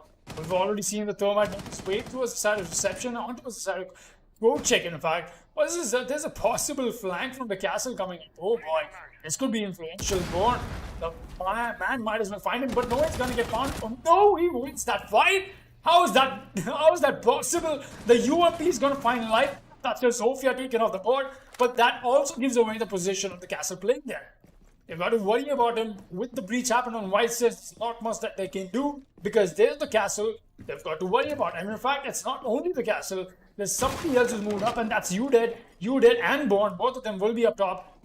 This is not going in the favor of SYG, not at all. The way it looks like. Push is bound to happen, but the Maestro goes to the white peak, and he's going to get that frag. 10 seconds left, and it's all on the Chinjagari place. Once again, the man on the Thermite is going to move. The Bonfire does give away his position. The pre-fires are coming in from the order. To find him any movement. He's going to find him instead. There's no time left. That'll be Team Sky putting flawless first half on board for themselves. 1-6 will be theirs as well. And mind you, people, Team Sky goes to match point.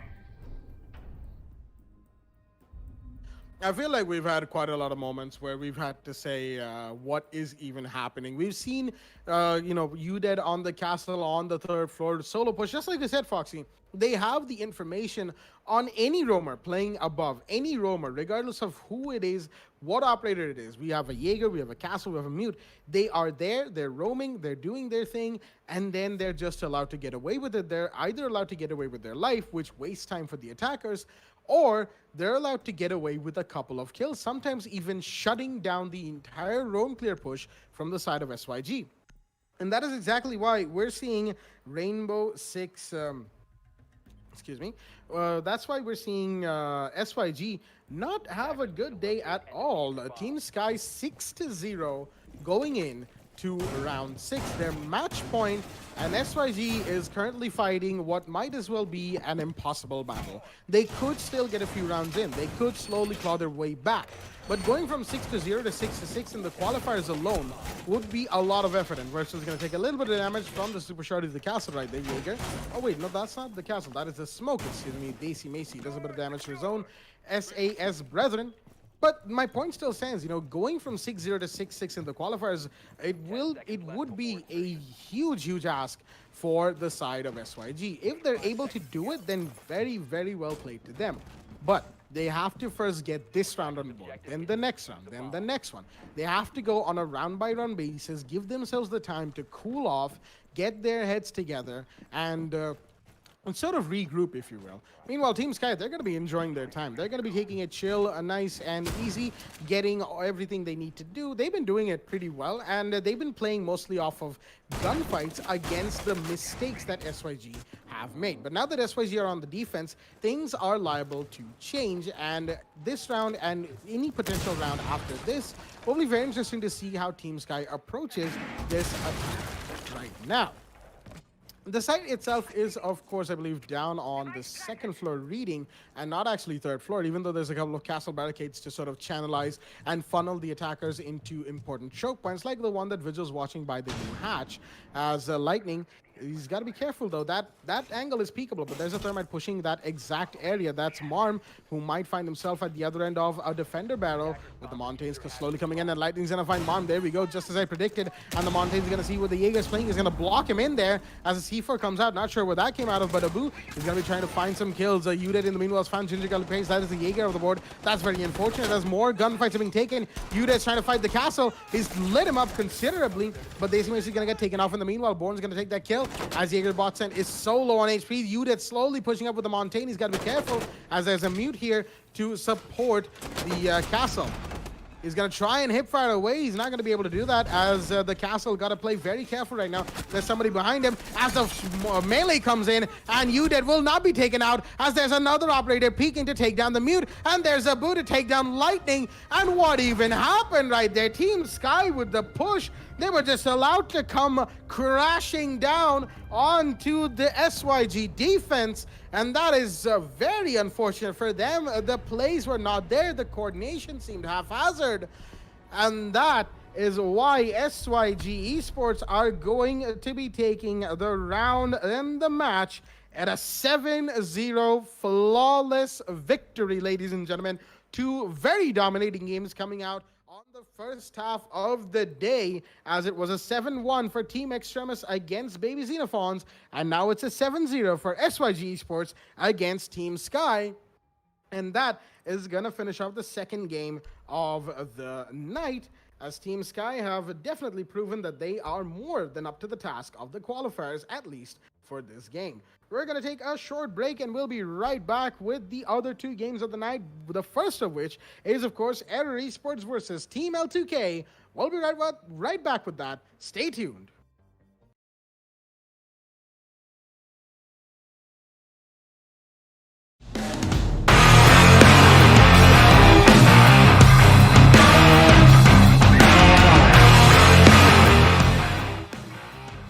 Huge gap. He's getting dragged along once again. There's 3 tries from the Jackal, and he's going to claim the left skull legs. He doesn't get another 50 shots in the second. There's the Jackal taking the fall for it. Very spot. Nothing he could have done. Kane gets a frag. Oh, that is Mystery getting a frag. In fact, that was Caveman who got a frag indeed. I'm going to have to make this a frag game indeed, but no, the plan is already going down, but he's tagged along. He gets a frag, but there's a frag right back in. The Maestro got very careful. There you go, another frag from Mystery. That's a quad kill. Does he get the ace? He's going to come in and get the ace as well. That's the play from Mischief once again.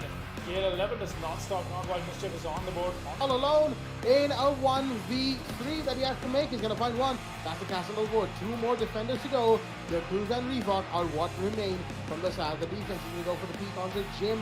But the Dark was playing around here, and he still is for that matter. Reebok will go for the peak, getting second now. As shots are going to be fired, but no, the Dark actually goes down. The meanwhile, it's all down to the Yellow in a 1v1. Well, the Jack will be able to make this shit happen. He's going to go for the flank to try and extend the timer and or bait.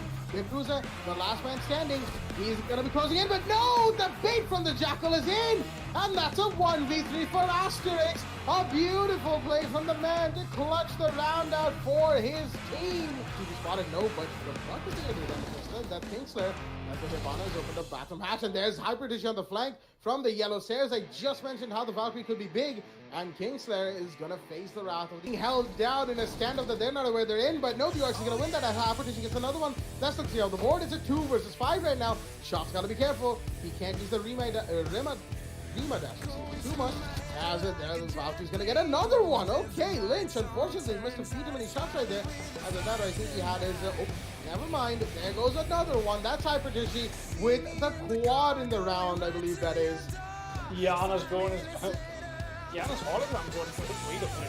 What did Kingslayer just pull off? He went for a gun. He claimed 2 lives. Look at that. 2 grapplers on the board along with the diffuser. That's the play from Kingslayer right there. That's the easiest kill possibly, but Kingslayer's here with a triple kill. What is this man even doing? Does he find the port? That's a quad kill he's on, and he'll find that. He's on the chase. Where's Stoneheart? He's going to find him. He's hungry. He's going to go for it. Goes for the Walton. He's going to try and he is from Kingslayer. Connects. Look at this man go haywire on the side of Sandra.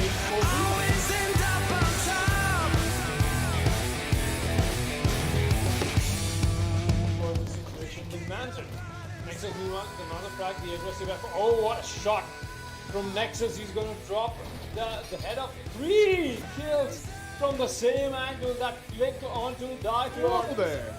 What was... Alright, you might as well hit this clutch in. 18 seconds left, and there's the 4th kill from the Saz Nexus once again.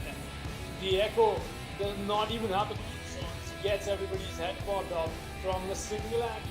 But people and Xenophons, I think she has to be corrupt. No matter what, Baker's gonna find her. There's so many kills going on. That came up. The only survivor to the end of it all. You got to find 3 bodies and not even in the right position, not even time left. That's a finishing kill from the Maker once again. And that will be the Jaeger taking out the final kill. Mercenaries will be walking away with another round. And you'll find this job is going really well for the side of Nevermind right now. A very textbook, a very great attack in fact for them. A push-up comes in while the plan is going. He's going to get the Nomad, he's going to get the double. That's a really good play from Horizon. Gets a double kill, confirms the kill onto the Nomad. Another kill from Majima is going to take it. Oh, what a shot from the shotgun. It's a 1 versus 1. He's not going to find him at first. He will. What a play from Wiggins. It's all on the Herbie one. Drops the hatch, gets a triple kill. Here's the support from the side of the other defender as well. 3 versus 3, but in the post-match situation, not a good look for the side, or not a good situation for Valiance, but the Montaigne gets one, he gets refragged onto, the Jaeger gets a double, that's Army one. Will the counter be denied? No, it won't! And with Hasib already down, that means that Archangel can go for the counter defuse, and Valiance with the retake post-plan.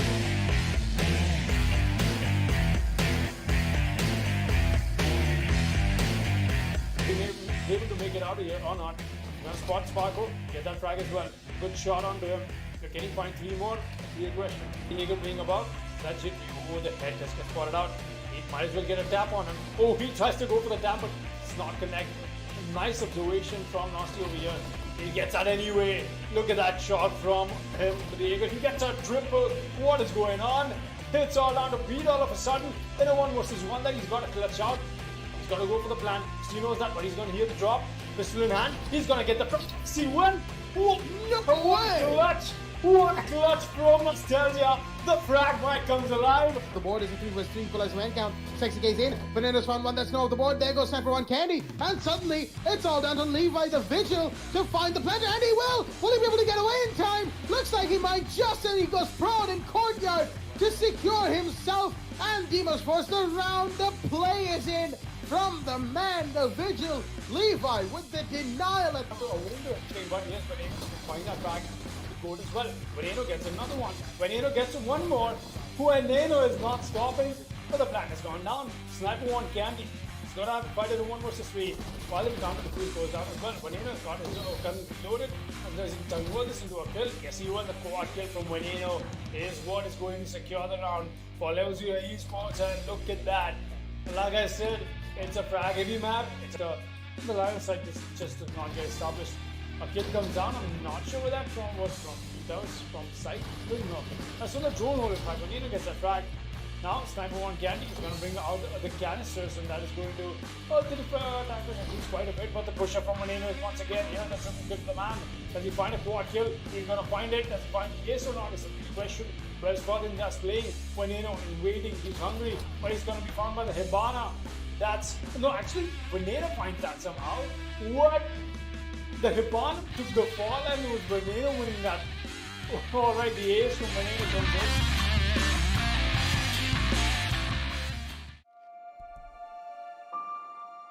The moment of creation is a form of magic, where an off becomes an on, a 0 becomes a 1, then another, and another, until, deep in the complexity, you discover order, speed, reliability, power,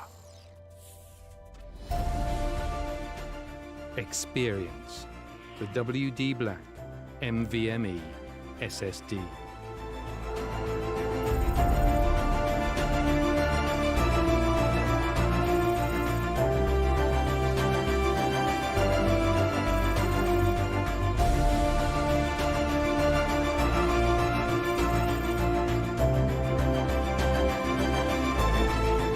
Fueled by darkness. Level up to NVMe SSD performance.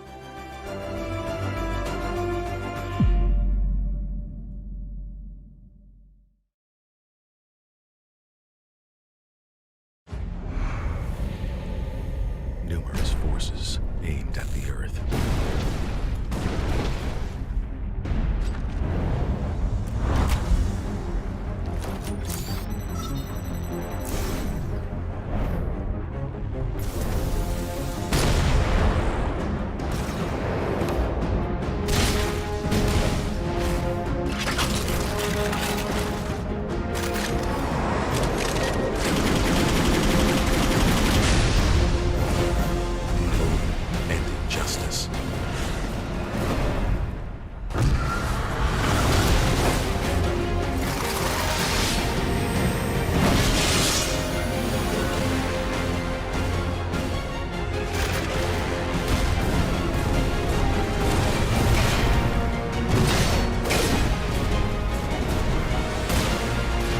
Let the glorious battle begin.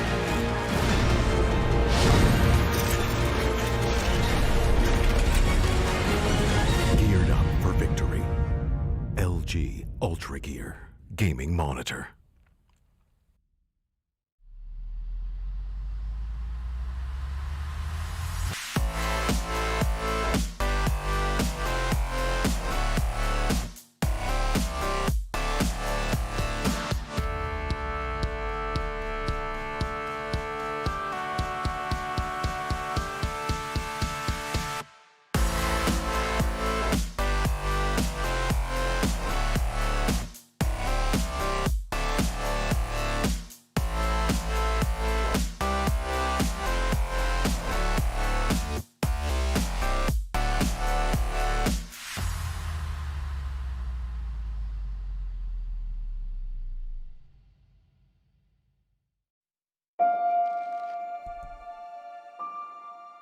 The moment of creation is a form of magic, where an off becomes an on, a 0 becomes a 1, then another, and another, until, deep in the complexity, you discover order, speed, reliability, power,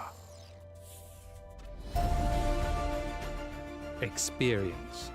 The WD Black NVMe SSD.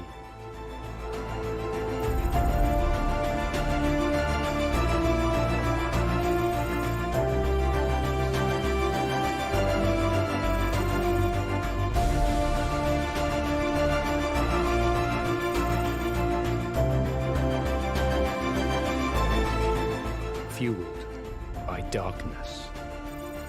Level up to NVMe SSD performance.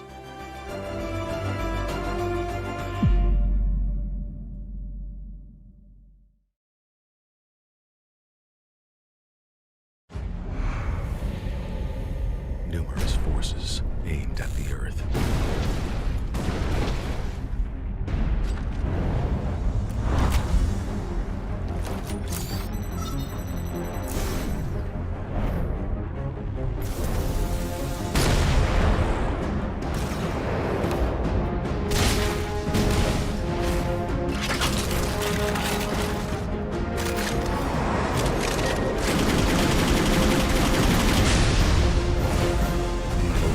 And injustice.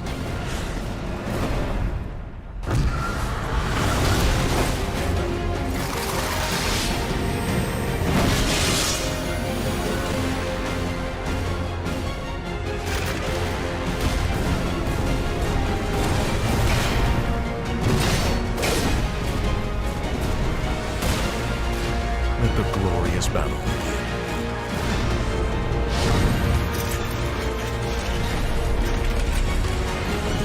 Geared up for victory. LG Ultragear Gaming Monitor.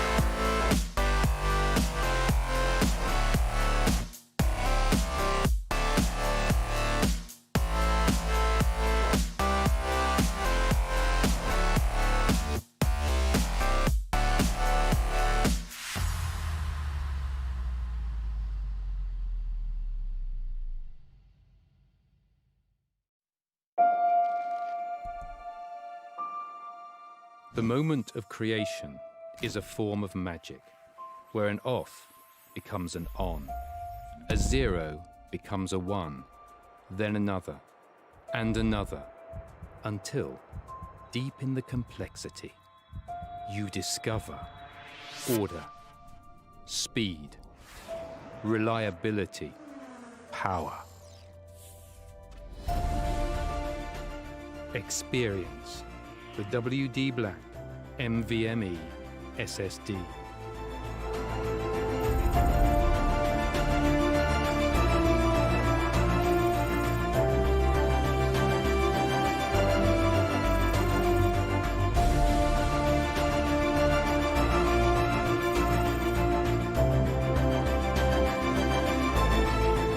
Fueled by darkness.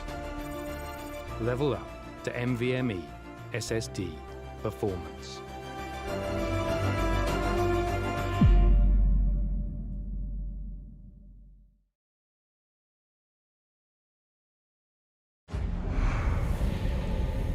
Numerous forces aimed at the Earth.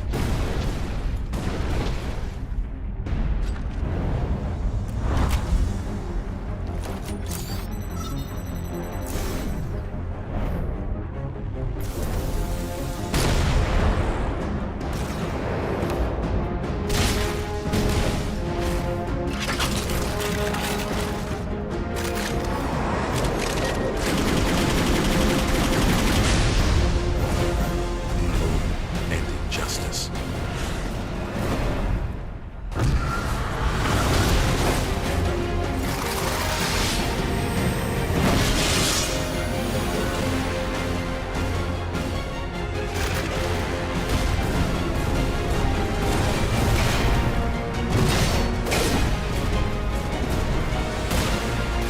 Let the glorious battle begin.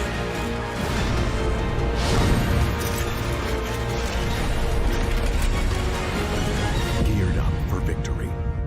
LG Ultragear Gaming Monitor.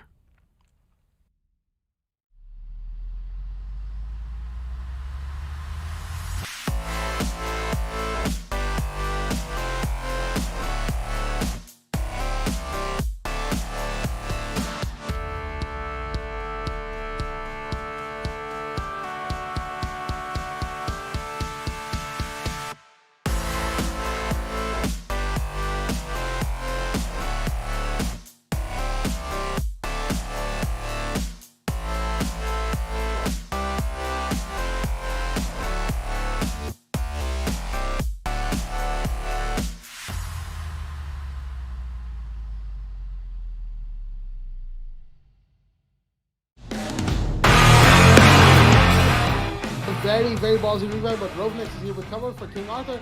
But there's a bandage to find the kill onto the IQ. And he's gonna find another one. Will he find the third? Zophia's inside of logistics right now. And yes, the kill is confirmed. A triple kill for Finitaus. As Marksman's gonna find fun in the meanwhile. But I believe that was the fusion drop inside of construction. And Finitaus is going to be holding down for the meanwhile. It's a 3v2. All time the Marksman at play against Leo Tazu and Finitaus. Oh, the shots are fired, and the Nomad will go down to a quad kill by Venetaus, and more shots are being fired. I believe that's Umai fighting the Hibana, so I have an idea at least. And the Bandit should go for the speak any second. Oh, yes, he will, and the kill is confirmed! Venetaus with the ace for Sage Elite. The man really came alive in this round. And Yes, because he's exposed on one angle, which is quite surprising. It's quite impressive to see, and whoa, that's a really great shot there from Extend taking out Hussein. The pings are being spot on, and the push is coming in from the Nomad, and he'll eventually get the head of Wamai, and he will eventually get a double kill. Goya with Micro C4, he can be able to use it once from surprise, but it doesn't work out. Abid, triple kill. He is on a roll here, but he won't be that much because he is the only operator remaining currently, and he needs to clutch this one out on a vulnerable situation. He still needs to know that there are two players who's currently situated from the bakery. He sees the head, and he'll eventually take a vid and gets a quad kill. Just Noctis remaining here. Angles being opened up. He doesn't know exactly where the location is. Things being found out from Nomad. He still needs to be careful. He has to go for the frag. Goes to the vault in, sees the head of Echo, and he will get it! Extra with the ace, and they will win round 6 as almost walkover. Will be more than happy to take that kill. Ball still scanning away more than enough himself. First team that's gonna fire from below. Tiki Donut, so much damage is down. And will the kill be confirmed any second? Now the heartbeat scanner comes out. He's gonna see the slow movement, and the kill should be confirmed. Not quite. Spaceman, you're very close to taking the ash out. And if Seeking Donut goes down now, then Darkness Esports will be in a back position. But shots are fired from Jaeger. What a headshot from Spaceman! He's gonna confirm while the revive is coming off. 3, will it be spotted on his sense? Shots are fired, but no, the UMP will win. Next is his position, and the Thermite seem to peak. There we go. The kill is confirmed. It's all down to Kaid. Mischief in less than 50 seconds remaining. Fires off, and Mischief is here on the second floor. The third floor, that is. He doesn't even have a C4. He has to go for the gunfight, and the AOG probably isn't going to win in this situation. He's going to go for the peak. He finds one. Almost gets collateral, but he won't be getting that just yet. Both attackers are pulled back towards the painting set, and oh, what a connect! Onto the head of Lawrence from Mischief. It's all down to Prakul. Mischief himself is very low on HP. The Kaid could be taken out by just sneezing on him. Noise right here as the bot. He knows where this guy is playing. The running from the Kaid is given his position, but no! The clutch is confirmed by Mischief. The play is in, and the Kaid lumbering around on top floor will get the counter defuse in. He misses him, and the plant is coming off. I think he will find the kill onto one. It's all down to the smoke, and Zujin will get the plant off. There is the kill from Ovitri onto Gypsy, as it's now 1v2. Make that 1v1. The smoke is here for the clutch. He might just be able to find it. The last attacker towards the side of Red Stairs. That is Jinx. It's between Jinx and Ovitri. The SMG-11 versus the Type 89. Will the shotgun come up from the smoke? He's going for the angle from the Heaven Hash Drop. Will he see the Hibana? Will the Hibana see him? He's going to go back towards the diffuser. Try and bait it out with a counter defuse. Or will he stick it? No, he's baiting it. The Hibana doesn't push, but he's going to be seen! And Ovitri with the triple kill clutch is gonna get the round for the side of Dauntless Esports. That is not a play you want to be making. I'm not sure if that's the right thought process, but no, there he was. He's going to find Sophia. He's not going to find the frag and Sonic exchanging some shots here. I think he's trying to go for the bandit tricks that are stopping him, but there you go. The quick peek comes in once again from Spaceman. That is the frag and the device being needed. So this drop down comes in from, well, like I said, it's essentially 2 versus 1, and now Spaceman comes in with the C4 next. Well done, Doctor goes down. He's sticking the plant. He's not getting off of it by that means the post-match situation, but no, Spaceman is going to back you off quite a bit. He's not going to find the frag. He will indeed. That's again the Wadley with the plays. Once again from the side of Spaceman, that is what is going to secure almost walkover. Another round on board. Has not made a rotate that they needed to. Smokes are going to come out from the gridlock as the push is going to happen towards the Visa Rover. Will they be able to find him? The Maestro's here. Will he find one? No, he gets taken out. Instead, the Thatcher was at gunfight. Meanwhile, Kingstar got Keo. That is the diffuser drop, but the plant is still happening. Will he find him? Yes, he will! The Denal is in. The Jaeger shooting through the smoke is going to connect onto the planter. And as the gridlock goes down for Rios, but that is, of course, at the end of the round, as CC is going to be taken down. He was trying to come in, but there was a peek from Yellow Stairs. Meanwhile, there is a Sonic. That is the man on Yellow Stairs with the diffuser. The Pulse is very close to him, but so is the Thermite, of course. Will they find the Pulse? I don't think they have. Kyo's going to find Kingslayer. Meanwhile, that is the Pulse down. It's all down to Lynch once again. Kenny sees the plant. He sees the hands, and he gets the down just in time! The Maestro with the Evil Eye doing it again! And oh dear me, veterans on the attack will be kicking themselves this time.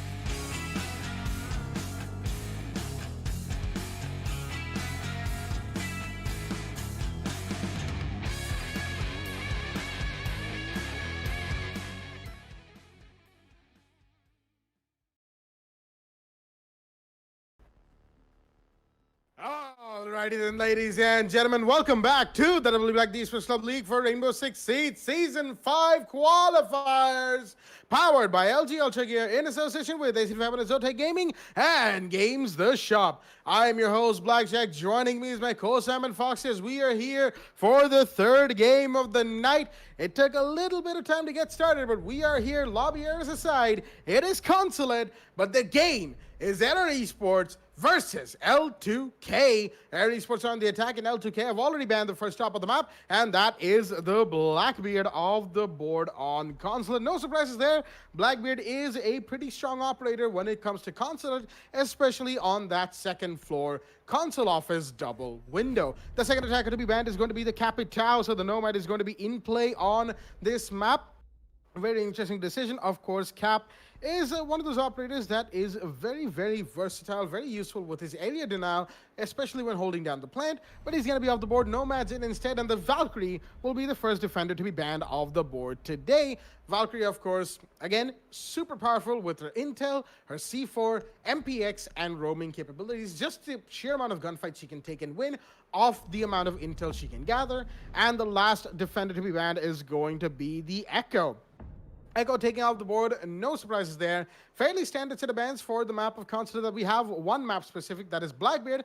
The other three we've seen across various maps in competitive Rainbow Six Siege. With that being said, we're going to be moving into round one nice and quickly. So let's take a quick look at both of these rosters here in the lobby. From the side of Error Esports, we've got 404, Noble, Sayajin, Lawrence, and Desmond. And from the side of L2K, we've got JV, Blank, Rats, Nos, and Fatals. I'm looking at a lot of former Union Gaming members in there, and Rats, of course, we all know where he comes from. Another very strong team, newly formed off the back of some unfortunate events that happened towards the end of Season 4, as Blank is going to take the 6th pick out of the Legion into the Pulse, and now this team has to fight their way through the qualifiers on the defense on their first match of the qualifiers itself.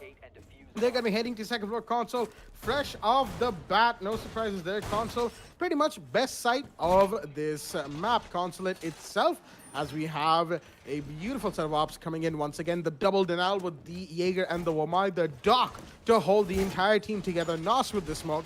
And Blank, of course, with the Pulse plays that we have seen them play before. We've seen him play before as well. As a Consulate and Pulse, there's a combination there that I believe all of our viewers are aware of. We'll be keeping a close eye on Blank or anybody who plays Pulse across this match to see exactly what happens. Meanwhile, for the side of Error Esports, we've seen them in qualifiers time and time again across the various seasons of the WBlack Esports Club League for Rainbow Six Siege. They haven't had the best of luck. Even if they get to the late stages of the qualifiers, there's always a team that shuts them down. Will Season 5 be their season, the final season of the league, to get into this into Division 3, the division stages? We're gonna find out very, very soon. Indeed, Desmond with the buck. He's already on that double console window rappel. There's a claimer on the yellow stairs door from the Zofia. Sayajin all holding that down for him, getting the drones in, getting everything sorted for his teammates, as a Maverick is in play as well from Lawrence, just in case they went below. But the Maverick, of course, is not going to be using his blowtorch for a whole lot, at least at the beginning of the match itself. Fatals, he's holding down by the console front desk, mind you. We normally see this position being held down by Wamai, but JV, he's inside of Connector, holding the bathroom angle. The bathroom angle, of course, could be contested any second. Now, that's the Maverick on the upside down rappel. Just away enough from the window itself to not be peaked, but JV's, I believe, being droned out. In the meanwhile, Blank, he spotted somebody just coming down the rappel on that console double window. The shots fired. That's the Zofia right there, trying to go for this. Blank swings wide, isn't going to find anybody. He's sitting in a very precarious spot. He's going to switch up to behind the bomb.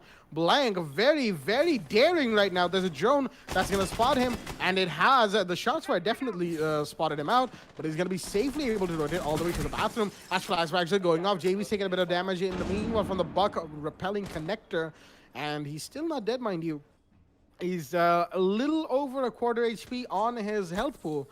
but he's going to be healed by the dog. There you go, can hear it, and Blank's going to find one onto Lawrence. That's the first kill of the board for the side of the defense as the Maverick goes down. The Pulse playing yellow shares. He's found one, but he's going to find another. Fails is down in the meanwhile. 404 gets that kill as Sajin and Desmond drop two more onto JV and Blank. It's suddenly down to Ratsa and Nos, the last two standing on the map, as the SMG11 will be finding the Nomad, connecting on the last bullet. Rats finds one more onto Desmond. It's a 2 versus 2 down from a 2v4, as this first round is already one of the more exciting ones we've had tonight. The plant is coming in. Sajin getting the plant in, as though that gas canister didn't quite go where it needed to. Rats is rotating up, minding the plant will finally come off, and it's the 2 versus 2 in a post plant. The smoke was spotted inside the bathroom. Shots are being fired. 404 takes a lot of shots, but he's still alive. The Hibana with the Type 89 could be very impactful, as Zofia is going to make the rotate down and out of the window. The Hibana's downed. The kill will be confirmed, but Sajin is still standing, and that means that Rats, as soon as he goes through the rotate, could be subject to some shots. Not quite. Sajin's waiting. The air zap's gone off, but there's a smoke very close. He's gonna go down. It's a 1v1. All down to the last man standing. Rats is trying to fake it, but the Sajin, smart. He's holding it down. He knows that there's a fake coming in. He's only peeking. He's not going for the kill. He's just scaring him off, and there we go. Diffuser past the point of no return. Rats can't do anything in this situation. He's gonna play some games with the Zofia, and that is round one going the way of Error Esports. What a brilliant first attacking run coming in against L2K, bringing in the diffuser. And even when the bodies started dropping from a 2v4 to a 2v2, they did not give up. Unfortunate for Rats, but as soon as the smoke died, he was a fish in a barrel. Didn't get shot, but, you know, it didn't really change a whole lot for him. That was beautifully executed off of the side of Error Esports, except for a little hiccup that they had attempting the plant off of the bat of the other rappel that came in from the Nomad. That kill from Nos, though, that was beautifully well done from all the way from the side of Yellow Stairs, using SMG11 to perfection, making sure that he's got the smoke canisters as well into place, but that was just not enough. That being put aside, Error Esports had a great start. In fact, we did see a frenzy, a fury of kills come out at the middle of the round. And that is something we love to see. You know, on a map like Consulate, you have so many choke points that you can watch all by repel. That's all you need. You don't really need to have a whole lot of emphasis in terms of map control, especially when you're trying to go for a plant towards the side of the console office, not towards the side of me. When you want to attempt on the side of me, then, you know, it takes a little bit of a to and fro between the admin take, visa runouts, and whatnot. You gotta take care of that. But the attack from the side of it was impeccable. That was really well. 1-0, and we're walking into round two. And Ultragear not off to a great start, but a good attempt in that retake that we did see come out from them. We'll be seeing Rats go on to Vermine now, as we did see the Nomad being put into place. That means the Vermine charge is something that they want to employ as well. And look at that, standard stuff being done from him. As we know, and when it comes to competitive play, you want to beat out the first Nomad charge that will be coming out from Noble. Let's see if Noble is otherwise more wiser, or he falls to the trap that is laid from Rats. Going into round two, we'll be seeing Noble once again, like I said, the Nomad. And the first charge comes out, and it's going to be once again a console office push that seeing the side of the attacking team that is Error Esports make, and that is something that they want to be doing. Desmond will be on the buck. He's going to make sure that this run is happening, at least not for now. Noble, there you go. It's going to get banged. That is exactly what I was talking about. He's going to throw enough flash just to make sure, just to burn up that Nomad charge. But he had an extra Nomad charge just to make sure that it lands at the place that he wants to. That's going to be a very crucial Nomad charge, in fact, because the attacker that will be rappelling connector is going to be scared of the run-out happening from the medium window. But wait a minute, Rats is already offside. That's the one my playing offside, mind you, people. And you've got to be careful about this, because not exactly a whole lot of utility that Rats can offer right now for his team. And more than that, the utility that he can offer is being misused. He's got to be on side to make the best use of it. He's going to go for this peak. He's going to spot the buck, and he's going to claim the head. Desmond goes down. That's a very unfortunate peak that the buck was not expecting in return, but Rats is going to win that fight. Amazing gun from the man, G, and that is something I love to see, you know, G and not the MP5K. He's going to spot the Nomad charge. He's giving away the position. He's going to have to fall back. Trying to spot the Nomad. I think he did spot the head. Oh, he did. Trying to go for this one tap. He's not going to land it. Not yet. Mind you, that's a two-way street he's looking into. He's got to be very scared and very precise. He's got to make this very accurate tracing of the head that he's trying to find here, but he's not able to. Not yet. He's gonna wait. He's gonna use the vending machine. In fact, as we've come to a little bit of a standstill in this match. Nomad abandoning that gunfight with good decision, in fact. But now we're seeing Esports on a man deficit. That is something they'll have to walk away from and walk away into. And looks like they want to change their attacks. No, they don't. Rats is going to take the fall. In fact, that's just a bait for the Nomad. Chaz is going to make his way back. Very safe and sound. Not a whole lot of emphasis in terms of challenging the man. But oh, the Jaeger already picked a fight. That's blank. Well, Lawrence has made his way alone, mind you, people. He is solo over here on the side of Advent. And he's got to be very careful in the push that he's trying to make. A bit of a lag moment there that we just had. I believe that's on mine, but sure. There you go, we're back to normal. We're seeing another kill being dropped by JV. That's Noble taken off the board. And that's your Nomad. 15 seconds, there's no map control, no diffuser, nothing at all. They've got to make this push happen. It's going to get tagged up. Oh, that's the mute, but it won't matter. Rats is here to chime in. Rats is here to chime in. A triple kill, in fact. It's all down to SYG, but how long will that be the case? Not for long. L2K will be taking round 2. And that's the equalizer being put on board right back into round 2. Really well played by both the teams, but not enough map control or not enough noise being made from the side of the attacking team to keep the defense on their toes. That'll be a 1-1 and we'll be going into round 3 as this match just got a whole lot more exciting. Absolutely. When it comes to teams like Error Esports and the kind of team we're seeing L2K be, the kind of roster they have, you expect games to go much closer than you normally would in qualifiers. And the very first day to have a match like this, absolutely fantastic for all of our viewers at home, because I'm pretty sure everybody wants to see exactly where LTK goes from here. Of course, winning qualifiers means that they'll be able to get into Division 3, and they won't be able to get too far up from there. That would be a little unfortunate end for their journey in the TEC League, as these players were, of course, members of teams in higher divisions. But it is what it is. You know, unfortunate events happen, and at the end of the day, you have to make do with what you get.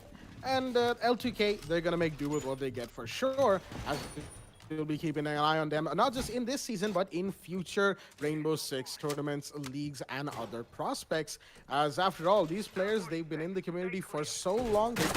They as players have been favored for so long as well, that everybody will be very curious to know what happens next. It's sort of like that question, you know, what happens next? What happens next for these players? What happens next for Team Extremis? What happens next for the Rainbow Six League after Season 5? There's many questions right here, of course. But as far as everybody knows right now, as far as everybody concerned knows right now, Season 5 is the final season for the WB Black, the Esports Club League for Rainbow Six Siege.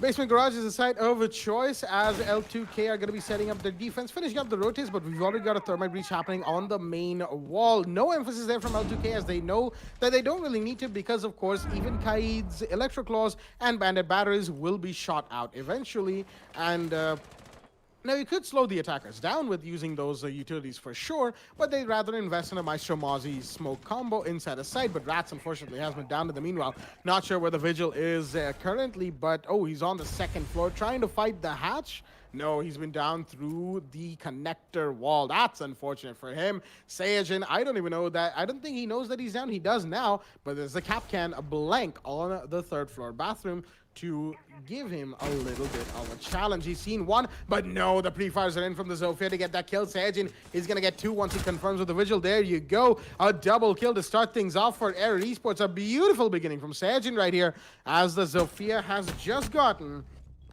a massive couple of kills. However, JV, he's here to retaliate, as he's found one himself. The thermite is off the board, 404, mind you. And while, of course, the thermite has had the breach done, it's only on one side of the main wall of sight. And they've got to be careful right now, because there could be a C4 coming in from Fatals any second now. The Mozzie's just holding on to his for the time being. He's going to be spotted on yellow screen, mind you. He's actually going to take a few shots. C4's come out. Is he going to find him? Yes, it is! Fatals with the play, finds Noble, drops Diffuser as Lawrence is going to take him, and that's the refrag on the board. The Jackal with the kill. 2 versus 3 make that a 2 versus 2. Desmond has been down, and the kill should be secured unless Nos is unaware, and there's a Zofia on the locker hallway. The Maestro is going to have to be aware of this. He sees her, pre-fires, but no, he's not going to find anything just yet. He's got to watch the side door, and that's where the Jackals is pushing, but no, JV with the Alda, he's very intimidating to go up against right now. He will still go down, however, with the double push from Lawrence and Sajin. As Sajin goes down, it's all down to Nos in a 1v1. He's got the shotgun now. Will it work? Yes, it will. Shotgun to the face and confirms the SMG kill onto Desmond. That the down on the buck that he got earlier. That is confirmed, as is this beautiful finisher for L2K on round 3. It came close. It was a little messy, but it was the round in their favor. 2-1 is the scoreline in favor of L2K. Round 4 is in play, and we are headed to first floor lobby and press room. All right, going ahead into this match. We'll be going to round 4, and a really good clutch indeed from the side of Nos. The man skills are amazing. In fact, the way he's been using it, he got the drop down at the top, using the smoke canisters to perfection. He's also making sure the SMG-11 is being used to perfection as well. Really good hold from the side of L2K, despite off to a very, not exactly a great start. Rats and Blank getting dropped in the beginning of the round, not something you want to be expecting. But with that being said, we'll be seeing a third side being put in, and that is going to be, well, that is in fact lobby. We've got the dog being employed, the Mozzie, the Maestro, the Smoke, and the Pulse once again. And that's definitely going to be one hell of an operator lineup that we'll get to see. But on the other hand, we've got SYG Esports, not exactly a great second or third round for them. In fact, second round did come close. Did not have enough map control. In the third round, the last round that is, they did have a lot of map control, but not enough and execute potential. And that was just something that you hate to see. You know, doing everything right, but when it comes to the testing times, you've got to make sure you convert that into something. Rats, oh, he's trying to find a head here. He's gonna go for the spawn peek. In fact, the aggression from the man is already there. Will he be able to claim that or not is the real question. He's gonna fall back for now. Not able to find anybody, but he's got to be careful. There's Noble who's already trying to go for this. Trying to go for the nomad charge placement, and yes, he will. And now Rats cannot go, and he cannot attempt the spawn peek. He's gonna fall back, and look at the prep being done mid round from the side of L2K. That's okay. I mean, you really don't want to stuff when it comes to siege, and that's all right. Oh, but C4 comes in, but that's gonna get caught up by Cyjin. Really well done from the Zofia. He's gonna secure himself his life for the moment, but that's fatal. So he really lost the C4. Important piece of utility. No more at the back pocket of the Mozzie. He's got to be careful, but he's lagged out, and that's a kill for the Buck to claim on. Rats meanwhile is going to find Sajin. In fact, that's a huge trade-off that we've seen happen. A disconnection will also be put into place. That means it's a 4 versus 3, not in the favor of SYG Esports still. Definitely something that they've got to be careful about. L2K, they have a good emphasis on the top 4 control. Nos is here with a shotgun, waiting to do what he's supposed to be doing. He's also got some support, I believe. Is that the Rats up top yellow? That is, in fact, Rats up top yellow. He's got to be careful about this angle that he's employing right now. There's a possible peek from Desmond happening any moment. Desmond, oh, he knows there's somebody playing there. He wants to go for the peek, but no, he's a little confused. Wants to drone this out, but he's not going to throw in the right place. That's another 5 seconds taken off the board for him. 4-4. Way through long desk. I don't think he's been spotted yet. He's got Lawrence to help him as well, but the moment Lawrence peeks this, he's going to be found with a shotgun. No, the shotgun stays taken out. 4-4 with a nice maneuver through the rotation made for the defenders. Rats still holding this long angle on yellow though. Is going to get spotted out by the drone.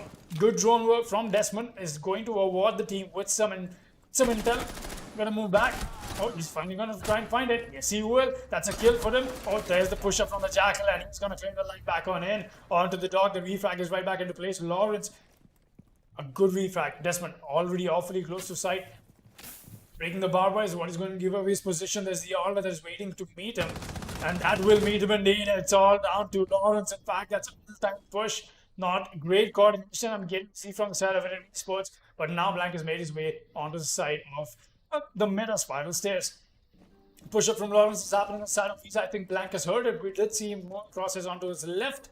Lawrence does not know this, though. That's an easy kill for Blanket. Yes, it will be. L2K continue the win streak off the back of a little bit of a fumbly start. You know, they did not exactly get the first round on board, but after that, it's been L2K shows 3 rounds consecutively being put on board.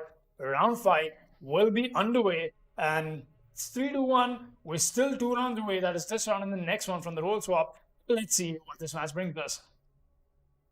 This match is certainly coming up very, very exciting indeed, even when Air Esports aren't having their the best time, mind you. They did manage to pull it from a 3 versus 4 to a 3 versus 3, but after that, they just started losing bodies and they couldn't keep up with the momentum, and that is why, of course, we're seeing a 3-1 scoreline on round 5. Now, they could equalize from here, go into defense with the 3-3, starting effectively from scratch, as the Wamai has been 6-picked in by Fatals after deciding twice, and the second for console is a set of choice. But back to the point I was saying, 3-3 would be the ideal situation right now. You don't want to give away a lead to L2K when they're going on the attack, because then you stand a chance of being completely and utterly destroyed. I'm not going to mince my words here. L2K, the players we have here, they could completely and utterly destroy Air Esports if Air Esports allows them to do that.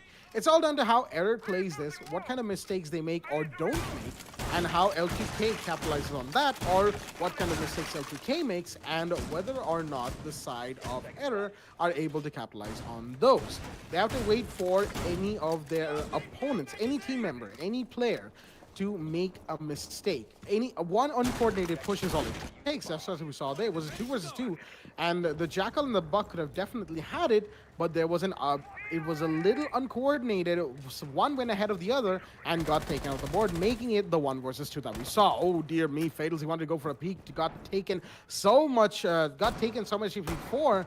And the man, unfortunately, he wanted to go for a spawn peek. He was judged guilty of it, but he's gonna get away with a guilty conscience and a little bit of damage. It's a bit of a slap on the wrist. Nothing too major for Fatals. He can get out of this easily, as a flashbang is gonna be caught by a Wamai charge.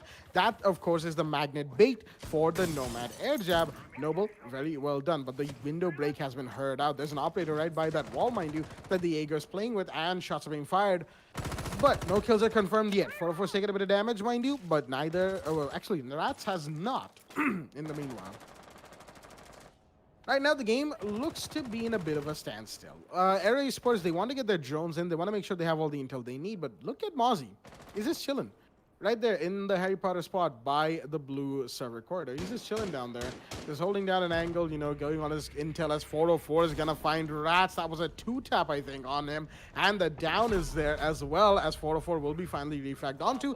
That is the kill confirmation by JV of the information given to him that, of course, the Hibana was down. How is Fatals allowed to get away with that? I have no idea. Sitting inside of administration, how is he allowed to just stand there on the desk and get away with that as if we were, you know, we were having a meme night, shall we say. That's definitely going into one of the meme highlights, I shall say.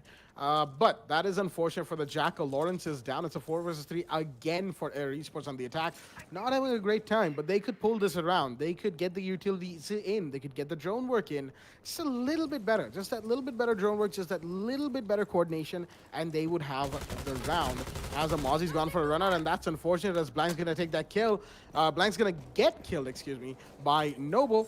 He wanted to go for a long run out onto the console double window rappel, but unfortunately there was the Nomad to find him. Instead, that is what's given the side of Air Esports a bit of breathing room to equalize the round count, man count on the round, as there's less than 40 seconds remaining for both these teams. Air Esports, they need to get into sight, but the gas canisters are coming in from Nos. He's thrown one, he's going to throw the other, just to deter the push a little.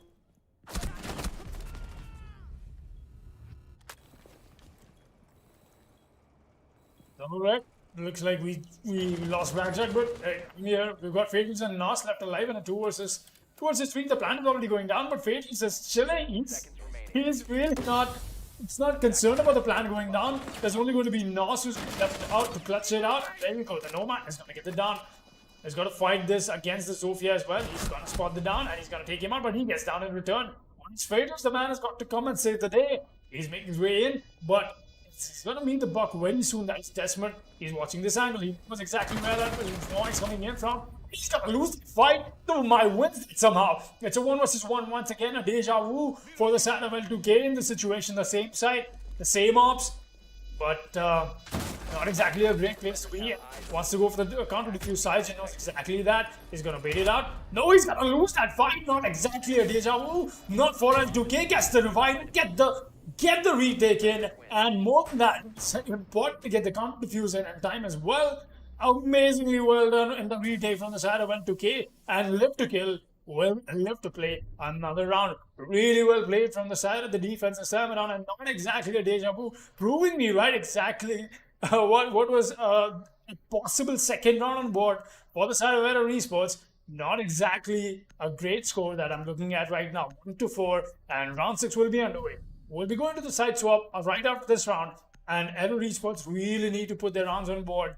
4-1 is not something you're looking at, not an advantage, not a great scoreline to head on to, as that just cements the fact a whole lot more is the very obvious fact that Consulate happens to be an attacker-favored map. You want to put your maximum rounds on attack. You want to make sure that everything on attack at least is happening right. If not everything, at least most of it. But that we've already crossed that bridge.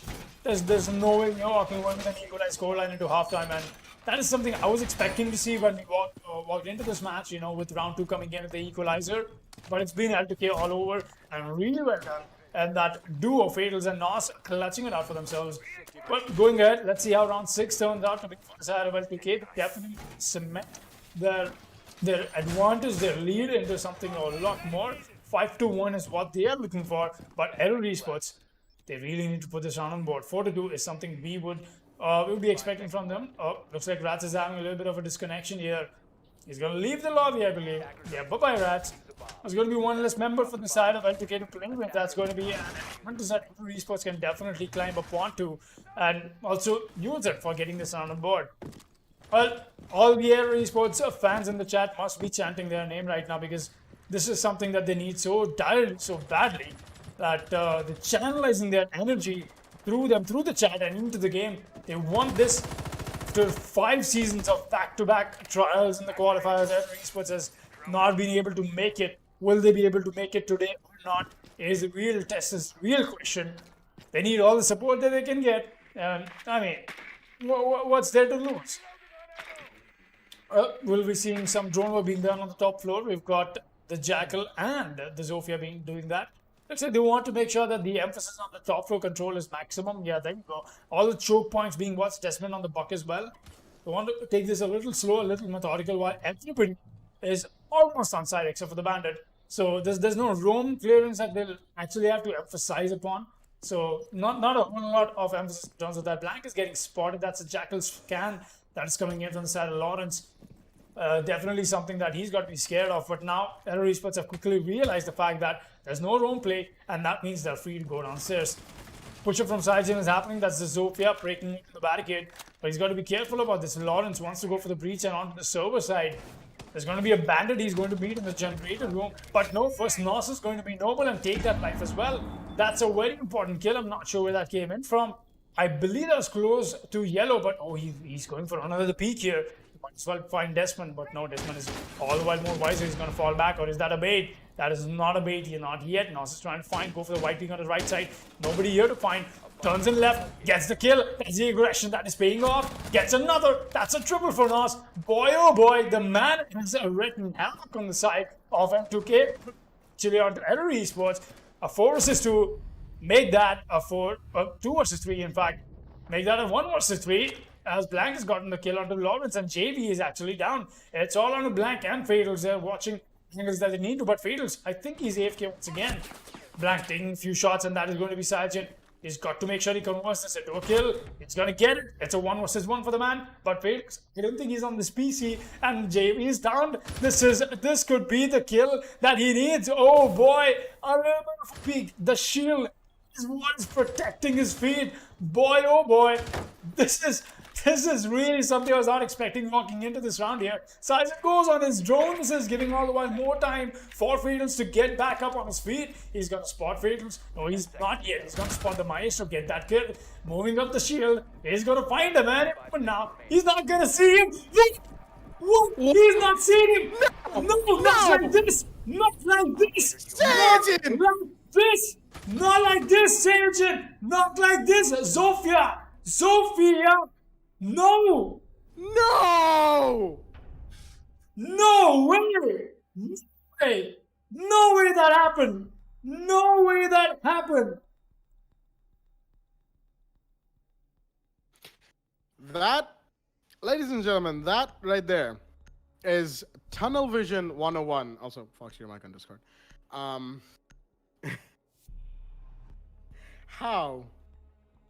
How does somebody get away with that? I would really like to know. But, yeah, that happened. I'm not sure how badly Sage in Tunnel Vision there, but he did.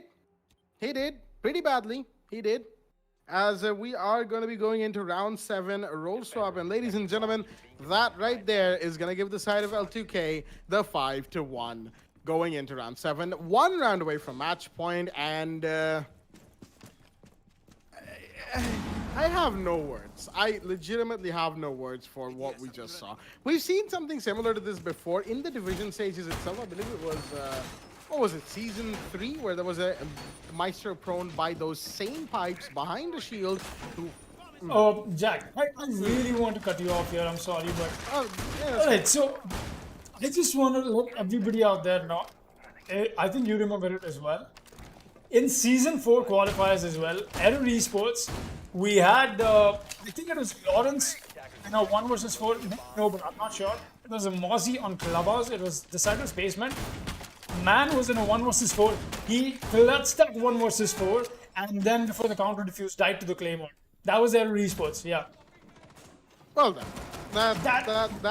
Yep, Error Esports once again at it with the memes, and boy, I mean, that was... at the Oh my very God. least, they're sort of staying true to their name. Oh, there goes Desmond. That's another cause for them staying true to their name, Error Esports. But enough of the puns right there. As, yeah, honestly, at this point, we have neither of us have any words, I'm sure, because you don't get to see that. You really don't. I'm going to go back. I'm going to clip that. But right now, the Moz is going to get clipped on the head right there from the Ash. Blank taking that kill onto Noble. He's going to put this out of Error Esports on an even bigger disadvantage. They had the disconnect from Desmond, and now Noble's off the board. It's a 5 versus 3. And Rats has found another onto Lawrence. It's a 5 versus 2. Have some mercy, Error Esports. What is happening to them? One huge misplay in what would have been the easiest clutch of his life. And that was Sajin on the Zofia. But enough about that. 4-4. He's trying to take a fight with the SMG-11. There's somebody inside his side. Sajin's found 1 in the meanwhile. That's Rats on the board. As the Fatals is going to get gonna take down 4-0-4. JV's low on HP. He's the man going for the plant. Sajin, last man standing on the exit stairs. The yellow stairs. He's down the Ash. And he's going to find that kill in a 1 versus 3 now for the post plant. He's got to...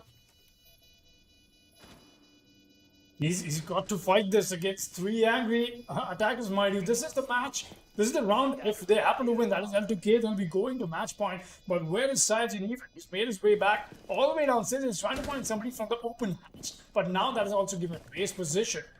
He's just trying to bait this out. He's just trying to buy time. But for what? There's the clock ticking against him. He's got to be careful about this. The peak is in from the Nomad, and that will be L2K. Taking another round on board. Round 7 will be theirs. Boy, oh boy, L2K takes match point along with it. Quite the play that we're getting to see from Error Esports, and the last round is the round before that is obviously going to be a huge dent in the morale of the team going ahead, because we did see the Zofia whiff a little, you know, after she happened to miss the opponent on the Wamai. She kind of whiffed, you know, she kind of looked back, and that is when his teammates must be telling him that, dude, he's right in front of you. And that was such a huge misplay from the side of Error Esports, making so many errors. Not a great day to be Error Esports fan, I've got to tell you that. 6-1 is the scoreline, and we'll be going into quickly calculating here, round 8. And that is on a scoreline you want to be seeing. And it'll be LTK in the favor. They're sitting on match point. In fact, one more round, and they'll be taking this match for themselves. Let's see how things will be turning out going ahead to this match. We've got the Capcan pick coming in from the side of SYG Esports as well. Looks like that is what Desmond wanted to play, because even with the 6th pick, he still chose the Capcan. We've seen the prep being done on the top floor. We've got the Vigilant to play as well. The Yaguri stand at this point. We've got the Alibi being brought onto the top floor defense. This is something we get to see when it happens to be console office and meeting rooms. It's okay, it's standard stuff, nothing new over here. I just hope that Esports still get themselves a chance of breathing in this tournament, because this team has been at it from 5 seasons back to back, and they almost look like they're about to. Almost, my people. It's not done yet, but the way it looks like, 6-1, not a great score, and they almost look like they're about to lose a chance in the finale season, that is season 5 of the WD Black, the Esports Club Rainbow Six Siege League as well. Definitely not a great time that Esports is having, but let's see if they'll be having a little bit more of that or not going ahead. JV, we're running the Hibana. We've got a little bit of emphasis down with the ad, but push that LTK is trying to make. Let's see if that is something they want to be doing or not going ahead. We got Nos coming in with he's facing the Nomad charge first. We got Fates making sure the lines of sight are established perfectly well, and the drone is going to go in. No, not yet. Alright, already Brad's picking up a kill. Where was that from? That's from the Rapper, in fact, not even wanting to go in. JV's gonna find another. Oh boy, Esports already dropping like flies. There's bodies that L2K is sending them back in body bags, as I like to say it. Still got Surgeon holding on. Yellow is going to meet somebody, and yes, he will. That's a lot of damage being done on that. He's got to be very, very careful in terms of how he intends to go about this week. Surgeon prepping up the window to go for the run out. He's got to be careful. Alibi, meanwhile, it's not activated, but his life will get taken out as well. That's another kill. Surgeon, meanwhile, is going to find Rats, though he went for the run out. As something Rats was not expecting, I believe. And now Lawrence will be watching this by his lonesome. His position does get given away. The pre-pass coming in. He's going to try and find the first strike. That's the Nomad he's beating. Oh boy, but Desmond is going to claim one life from the grave. That's the kill from the Catkin charge, and Lawrence is going to find Nos as well. Blank and Fatals are all that is remain. Actually, he's using the cameras on the buck. Quite interesting EMR. Let's see how things turn out going ahead. We got Fatals running. He's actually inside sight. They've not got the diffuser, but the diffuser is still dropped on the side though. Lawrence getting stunned out of his brains, but wait a minute, he's not stunned actually. All right, quite the mystery the way this game works, sometimes. A P goal coming in from Sargent does do a little bit of damage, but not enough. Long P coming in, and he's going to claim the life of Blank. He's got to be careful about the Sophia. Gets the refract right in. A 1 versus 1. He's got to fight against Lawrence now. Lawrence, he's going to get spotted and gets the drop in. And Esports, like I said, I wish they win this. They did exactly that. Getting themselves the breathing chance in this league and in this match for a while. 6-2 is going to be the scoreline, and M2K will not be taking it, at least not yet.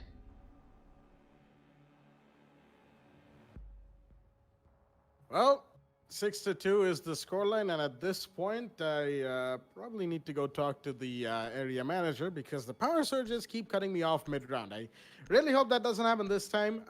Let's hope for the best, ladies and gentlemen, as I'm gonna have some calls to make after this game.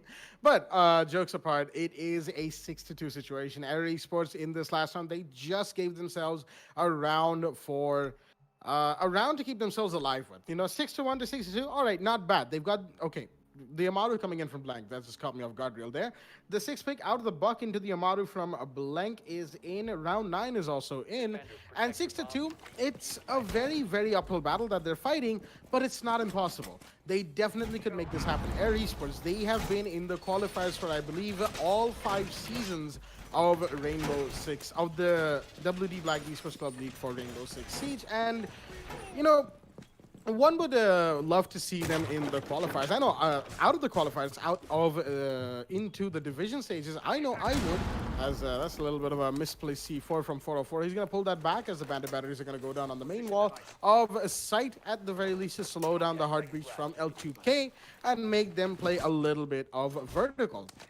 But as I said, one would hope to see them in the division stages, having played all the qualifying seasons, all the qualifying matches in all the seasons of this league. However, it just hasn't been on their side. Luck has not been on their side, and it's gonna be very interesting to see whether or not fate sides with them today. Oh, but there goes the Vigil. That was very unfortunate. The Rats are gonna take that kill easily, as Sajin, all he wanted to do was rotate past round desk, and that unfortunately was you know, not the best. However, Rat's gonna find one more. That's 404, but there's the Jaeger. It's like 1 yellow stairs, 2 yellow stairs, and Desmond finally gets the kill on Rats. The Ash goes down, but not before doing significant damage to the side of Air Esports. They've just lost 2 very big operators. A Roamer and the Goyo are off the board.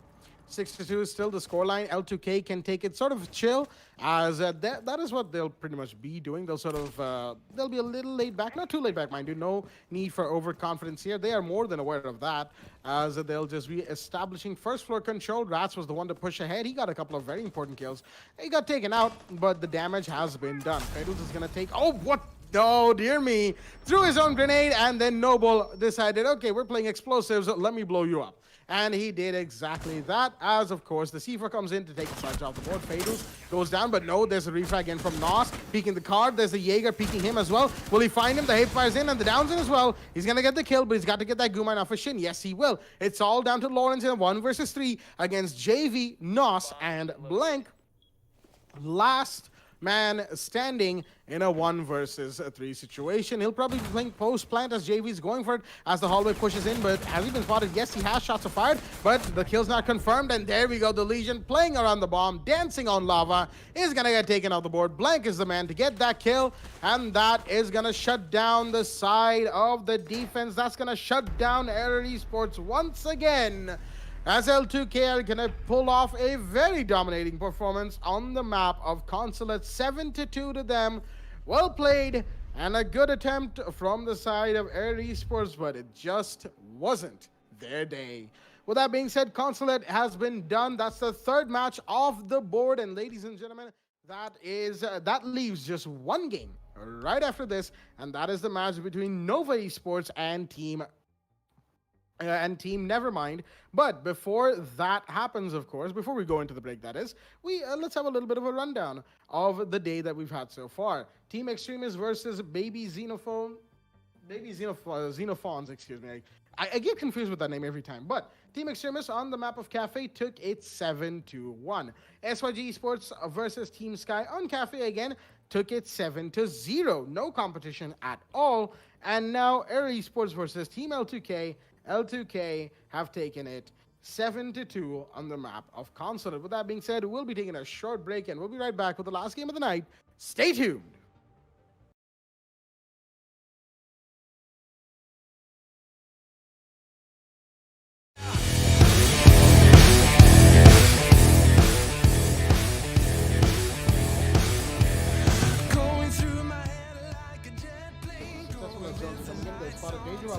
Playing on the eastern stairs. The Ash is coming for the peak, but no, he's going to make some shots. Ninjabo with the shotgun, he takes it out, but no, he's not going to inflict any damage whatsoever. As Aussie gets another one, that is Skalaki. He's left Ninjabo down. He will get the Jaeger. That is Nevermind off the board, and the Ash is coming alive with super new response by his enemy. Well, Ninjabo goes down finally, and Aussie finds another one. That's a quad kill for the man, and he is going absolutely crazy inside the side. Zin is down. Flickshot is here to get one. That is Saqib off the board. No more C4s in play, but here's the gun of Flickshot coming in. The commander gains one line, but Kingslayer gets a double kill. He's going to deny the planter. Yes, he will. That's a quad kill for Flickshot. Does he get the ace is the real question right now. Kingslayer, the highest fragger of the entire division, is up against a clutch that Flickshot has to make happen. The ace, in fact, for the man. The Mozzie has to be very careful about he intends to peek this. Only 5 seconds left. Will Kingslayer pull this off? He's not got enough to plan, and Flickshot gets the ace. Back full freeze. Ultragear, do you mind taking this one for us just a second?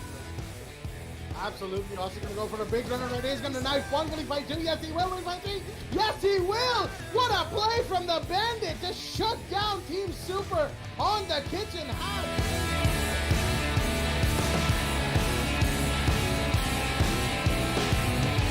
But that is not enough to throw off Invalid the gut here. Viper finds another frag that's on the street ninja all the way on the side again. Viper will find one more Viper has really been going crazy. So what we find, oh, excuse me, not in the favor of Sabers. We're still seeing the peak coming from the Jaeger, and he's gonna take the ball.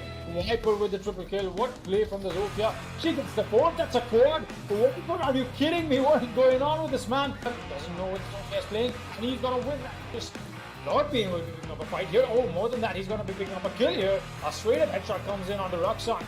That's already your Hibana off the board. Very important frag, and more than that's the only hard feature of him. A frag from Lord Bade. A shot from the Jaeger is going to claim another life. No skill goes down. Pretty good headshot indeed from the man connecting it to it, but this has already made his way on the side. Think he's above? No. He gets taken away by the Jaeger once again, and that's Lord being with the triple kill. Does he find two more? Is a real question, but Mello is already going down with the plan. Oh, that is Nexus. Not any time soon. One has gone down. Lordbane is here with another frag. That's a quad kill for the man. Does he get the ace? Oh yes, he does get it. And look at this play from the side of newcomers. They get themselves the ace on the from the SAS operators. The SMG 11 comes into play from no skill. It's all on Beaver, who's all the way onto the white pipelines. He cannot notice what the plan is going down because of the he was blocking him, and what a denial coming in from Beaver. He's gonna get the plant with that snow skill off the board. Go for the replant here, and does he get spotted out is the real question. What? Roxanne, how did you not notice Beaver? Roxanne, what are you doing, my man? Another frag comes out from Beaver just by denying the entire plan, and now Beaver has to find where the IQ is playing, but doesn't think you find him or not is the real question. Beaver with the 1-3 clutch. What the sports and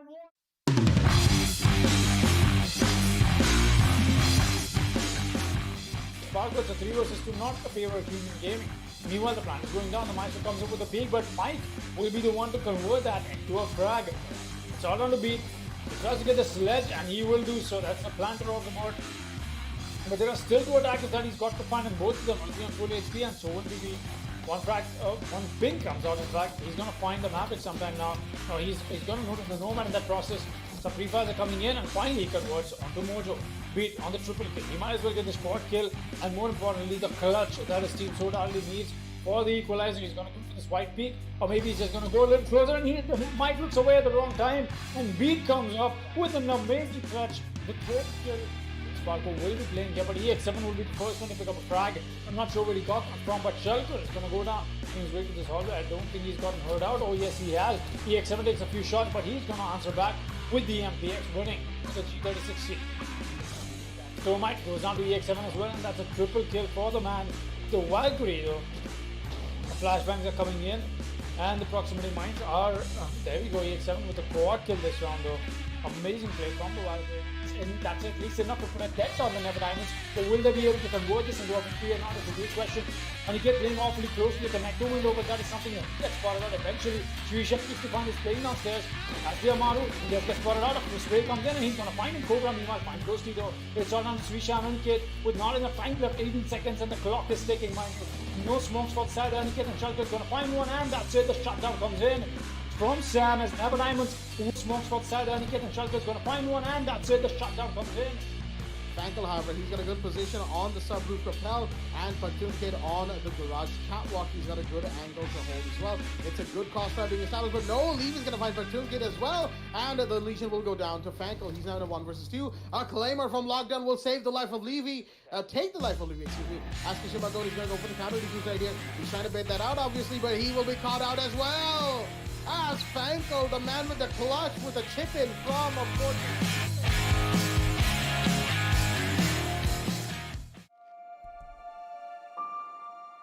The moment of creation is a form of magic, where an off becomes an on, a 0 becomes a 1, then another, and another, until, deep in the complexity, you discover order, speed, reliability, power,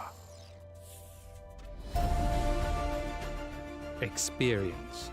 The WD Black NVMe SSD.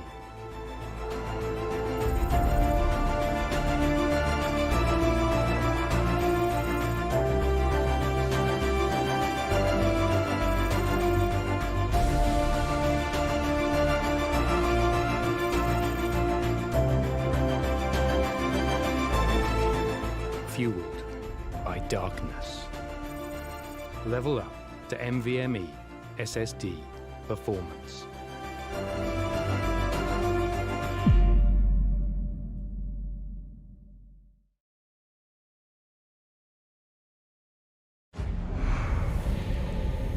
Numerous forces aimed at the Earth.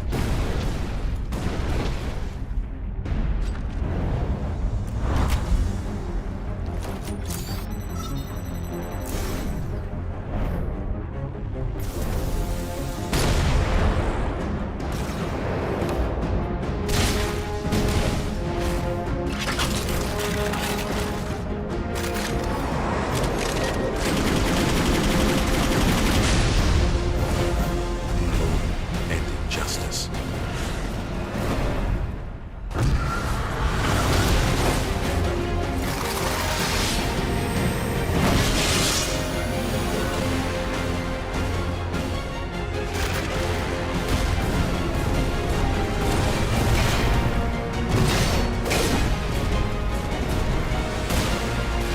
Let the glorious battle begin.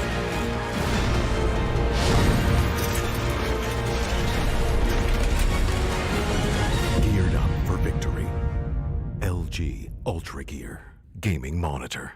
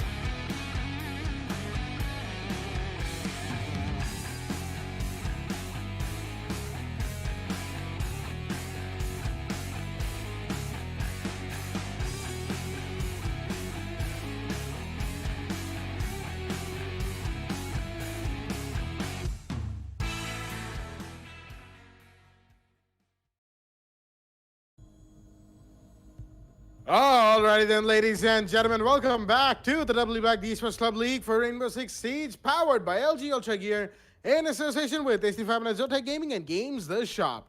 I'm your host, Blackjack. Joining me is my co-host, Sam and Foxy, as we are here for the final game of the first day of qualifiers in Season 5. And it is Team Nevermind taking on Nova Esports on the beautiful and recently refurbished map of Oregon.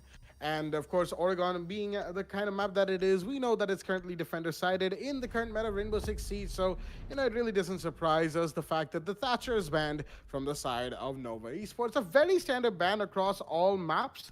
But regardless, the Montaigne ban is also coming in from the side of Team Nevermind, and they're also going to take out the Valkyrie. Fairly standard bans right here. Nothing too special to point out per se, because of course we all know the reasons why the Thatcher and the Valkyrie are banned. And the last ban of the map is going to be the Mira. All right, very interesting. Nova Esports taking away the Mira from themselves. They are on defense, of course, starting off on this map. And we've seen Oregon be a map where Mira is actually very, very useful, especially in recent days where some Mira plays have come out that are quite interesting indeed. And to see Mira get banned from the defending team's standpoint, very interesting. They probably don't want to play the Mira, and that is exactly why they've taken her off the board, and also not to play against her. With all that being said and done, let's have a quick look at the rosters from both of these teams. In the lobby from the side of Nevermind, we've got Raki, Joey, That Dude, JD, and Snow. And from the side of Nova Esports, we've got Easy Peasy, Hunt, Praveen Nemesis, Presidio, and Uno2K. These guys are, of course, the same guys from Team Selfnade as they were known formerly. And now they are Nova Esports. Very interesting right there, as we're going to be moving into the first round on second floor dorms. As once again, just like it used to be in Old Oregon, even New Oregon, second floor dorms and basement laundry remain the best sites of the map. And of course, it's probably by the end of the season, we'll know which site is the best, the one that most teams will go for as their openers and all of that information. That'll happen at the end of the season of Operation Steel Wave.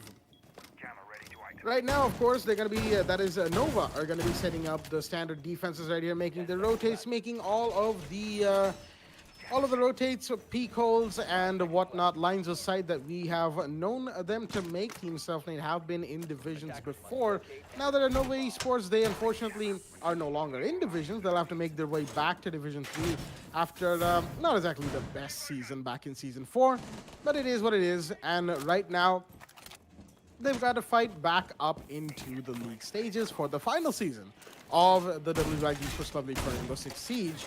And yeah, overall, it's going to be very interesting. It's going to be very interesting to see their journey going forward in the league qualifier stages for the final season, and to see where they end up in, whether they end up in Division 3 or they get taken out here in the qualifiers itself.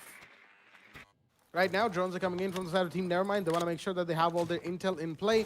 However, there is, I believe, a mute jammer on the attic wall. That's why the Hibana's drone is currently sitting there jammed. Raki is going to be in charge of taking out that mute jammer. Mind you, he's the one with the IQ, and he's got to get into meeting and get that piece of defender utility taken off before it causes any more delay.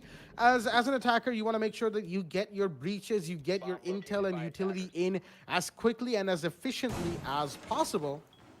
And Team Nevermind are going to be very, very aware of that. There we go. The jammer's out, and the Hibana breaches are in. X-Kairos pellets are doing their job. There we go. Nice and quickly, as the mute Presidio is actually sitting there with an Evil Eye to give him lines of sight on who's actually peeking the freshly opened breach. But there's somebody pushing the main stairs hallway. That is that dude right there.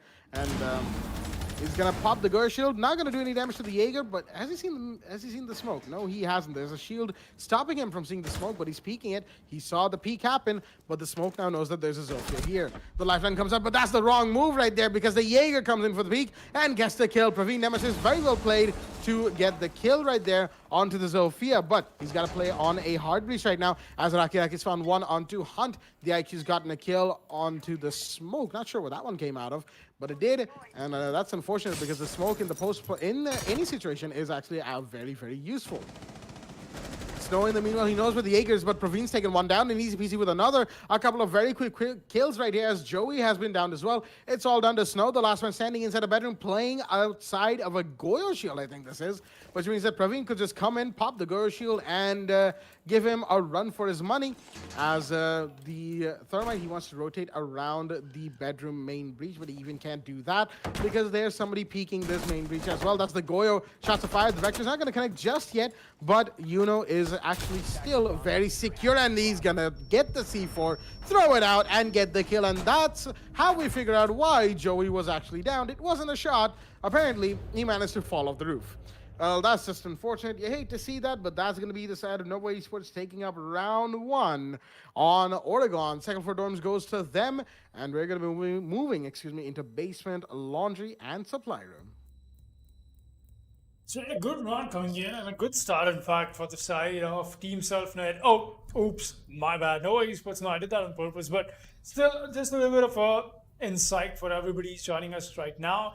Nova Esports is, yes, it is indeed the former team known as Team Self-Made. We did see them in Season 3, and well, it was fun to have them, but sadly they could not survive long enough. As you know, once you enter the big leagues, you happen to face huge trial, and more than that, it's still at the heat of the new ban. I've got to tell you, there's so many teams that have come and gone.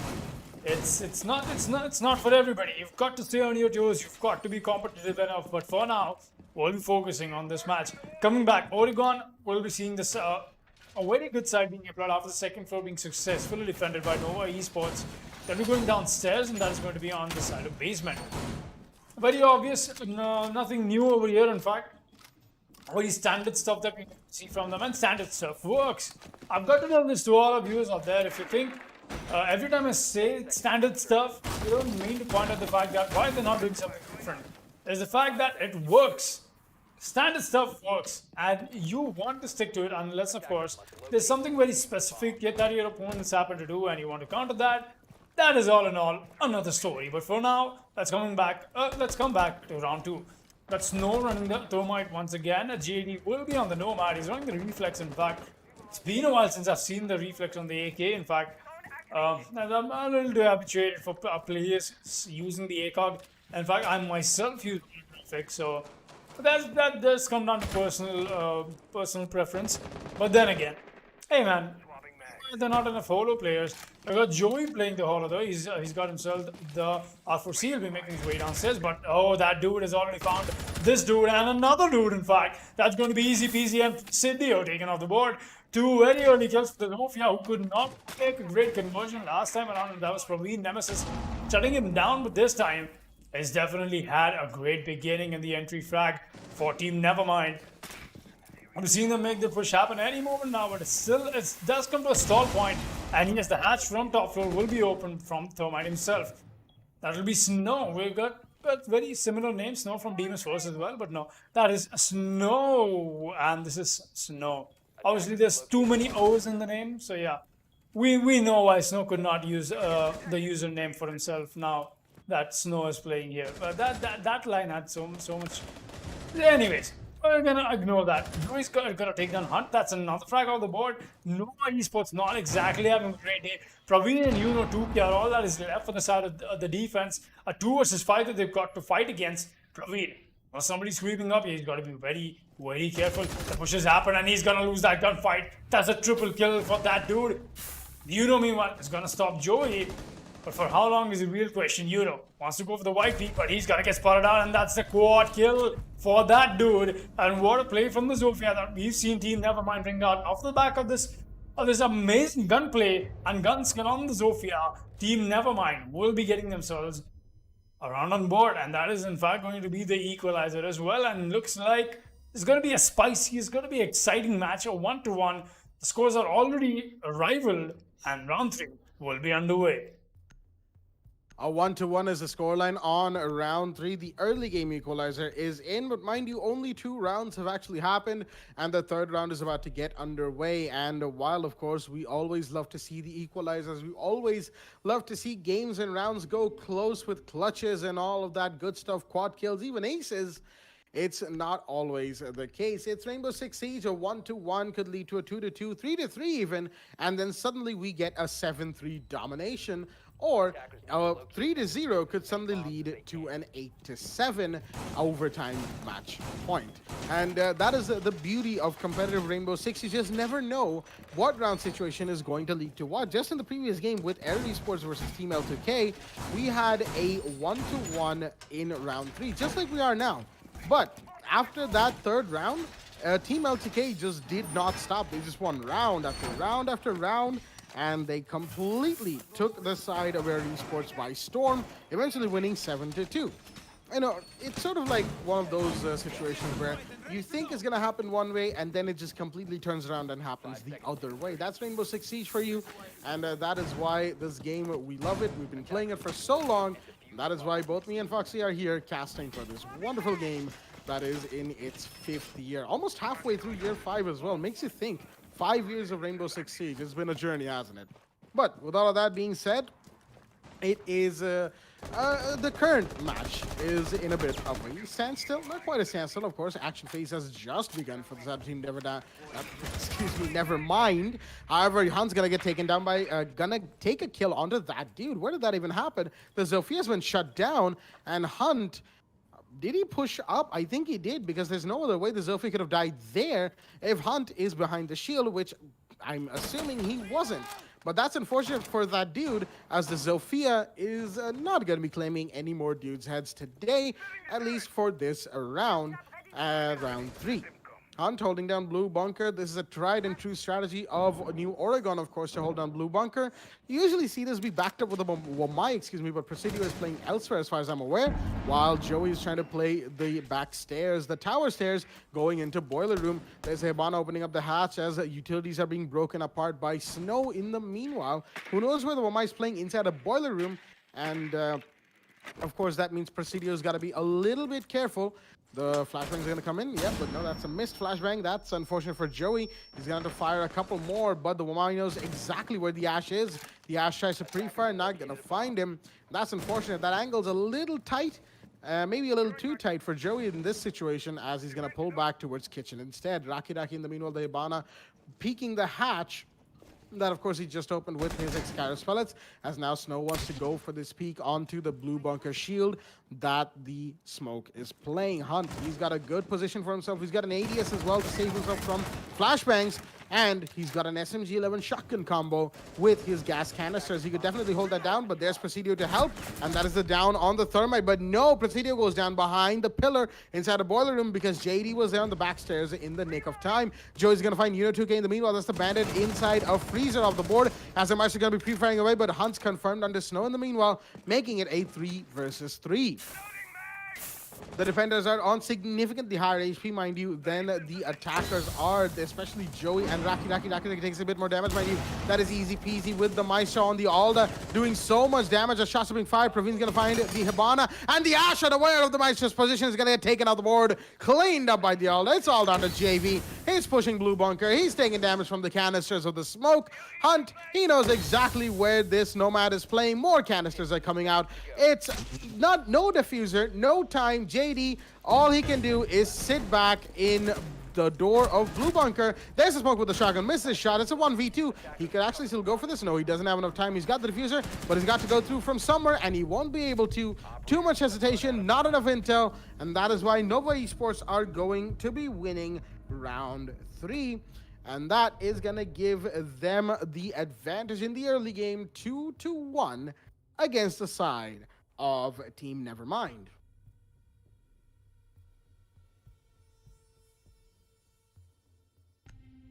Round 4 is in play, ladies and gentlemen. 2-1 is the scoreline, as we are going to be heading to second floor dorms from the side of the defense. Once again, Nova wants to get their rounds on board. They want to make sure they get this win, and they want to go home with another stage in the qualifier secured and another step closer to getting into the divisions. Joey with the 200 IQ 6-pick right there, not having enough time to switch out of the Ash, is stuck with the Ash, as Right now, it is a very interesting situation that the side of Team Nevermind have been presented with, because they need to win some rounds on board. Oregon is a defender-sided map. They'll be going on to defense on the 7th round roll swap.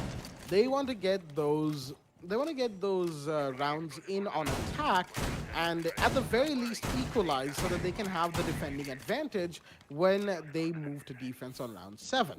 And that is what they'll be looking to do. At the very least, they will like to equalize. And at the most ideal, they'd like a 5-1. Now, a 5-1 against Nova Esports is probably not going to happen. So they'll have to settle with a 4-2 or a 3-3. But that depends on how Nova Esports are playing. If Nova Esports manage to play their cards right, if they manage to play their game properly without issue or with minimal issues, then they will be able to get themselves an advantage as well. It's all down to how either team plays and the other team, their opponents, their counterparts, react to it accordingly. It's always down to reactions and adjustments that need to be made mid-game, in the middle of the round, in between rounds, in the middle of the round. That's what I meant to say. Not sure why I stumbled there. But adjustments, reactions, and improvisations are the name of the game when it comes to competitive Rainbow Six. Sure, it's the qualifiers. You know, there's always a little bit of an apprehension in that regard when it comes to qualifiers, but it could still happen. You know, 2K, he's got a good position right now. The Goyo, he's seen the Zophia, he's gonna take the kill. No! What was he doing? He was a little too late to start shooting, and that is why Rocky is gonna get that kill. That dude, the Zophia, was down, but he will still be revived, not even having to use the withstand, which means it's a 5 versus 4. Nova Esports have lost their Goyo, they've lost their Vector in a very unfortunate turn of events for, you know, 2K. Praveen Nemesis holding down in Dorms Hall, just by the trophy room, mind you.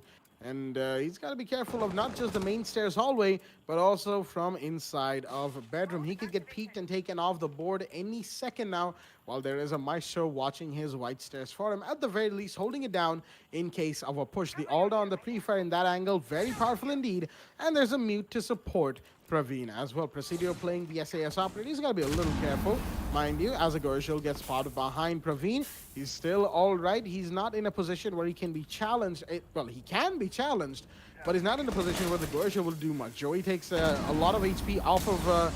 Joey gets a lot of HP taken off of him as there's a 3-man push in trophy. Shots are in from the Jaeger. He's found that dude, but it's just one kill. The Zofia was already low to begin with. He's got to find a couple more as Praveen the Jaeger is still holding down here. Very comfortable. He's going to go for a peek. Not quite. And a throwable gets caught out by the ADS next to him. There's another one, but those are flashbangs, and he's going to be flashed out of his mind. Praveen, he could be taken off the board. Not quite. Another flashbang goes up, but that's not found the Jaeger. ADS comes in, going to blow open the deployable shield, but there's a mute here. There's a Maestro here. There's so many operators that could turn this around easily, as the mute's going to go down inside of Attic. That is Snow with the Heart Breach, who's gotten that kill. It's a 4 versus 3 right now, as Nova Esports have just lost another operator. 3 men left inside the side. The Jaeger swings right. He finds one. The Maestro's pre-firing away as the Nomad comes in. Through the canister gets one. As bodies are being dropped left, right, and center. Snow's going to team kill Joey as well while he found one. And now it's all down to Hunt, the last man standing. Shotgun's out. Is he going to find him? Yes, he is. And the smoke from him earlier is what downed JD. And that gives him the round. The smoke gas that was going off, the Nomad getting downed in it. Unfortunate for the side of the attack, as Nova Esports are going to take another round on board. Round 4 goes to them. It's a 3-1 scoreline on round 5. Boy, oh boy, that was an awfully close round that came out to it. A good attempt from the other team, Nevermind as well. They did everything very well. A little bit of, I would say, ill-advised aggression that we did see from Nova Esports.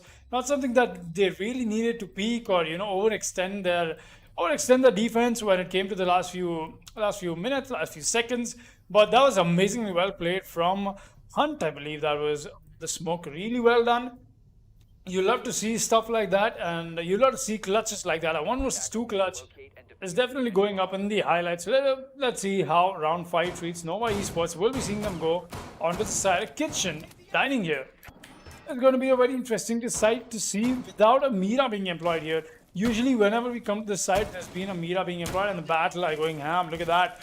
There's so many bans that are being punished, in fact.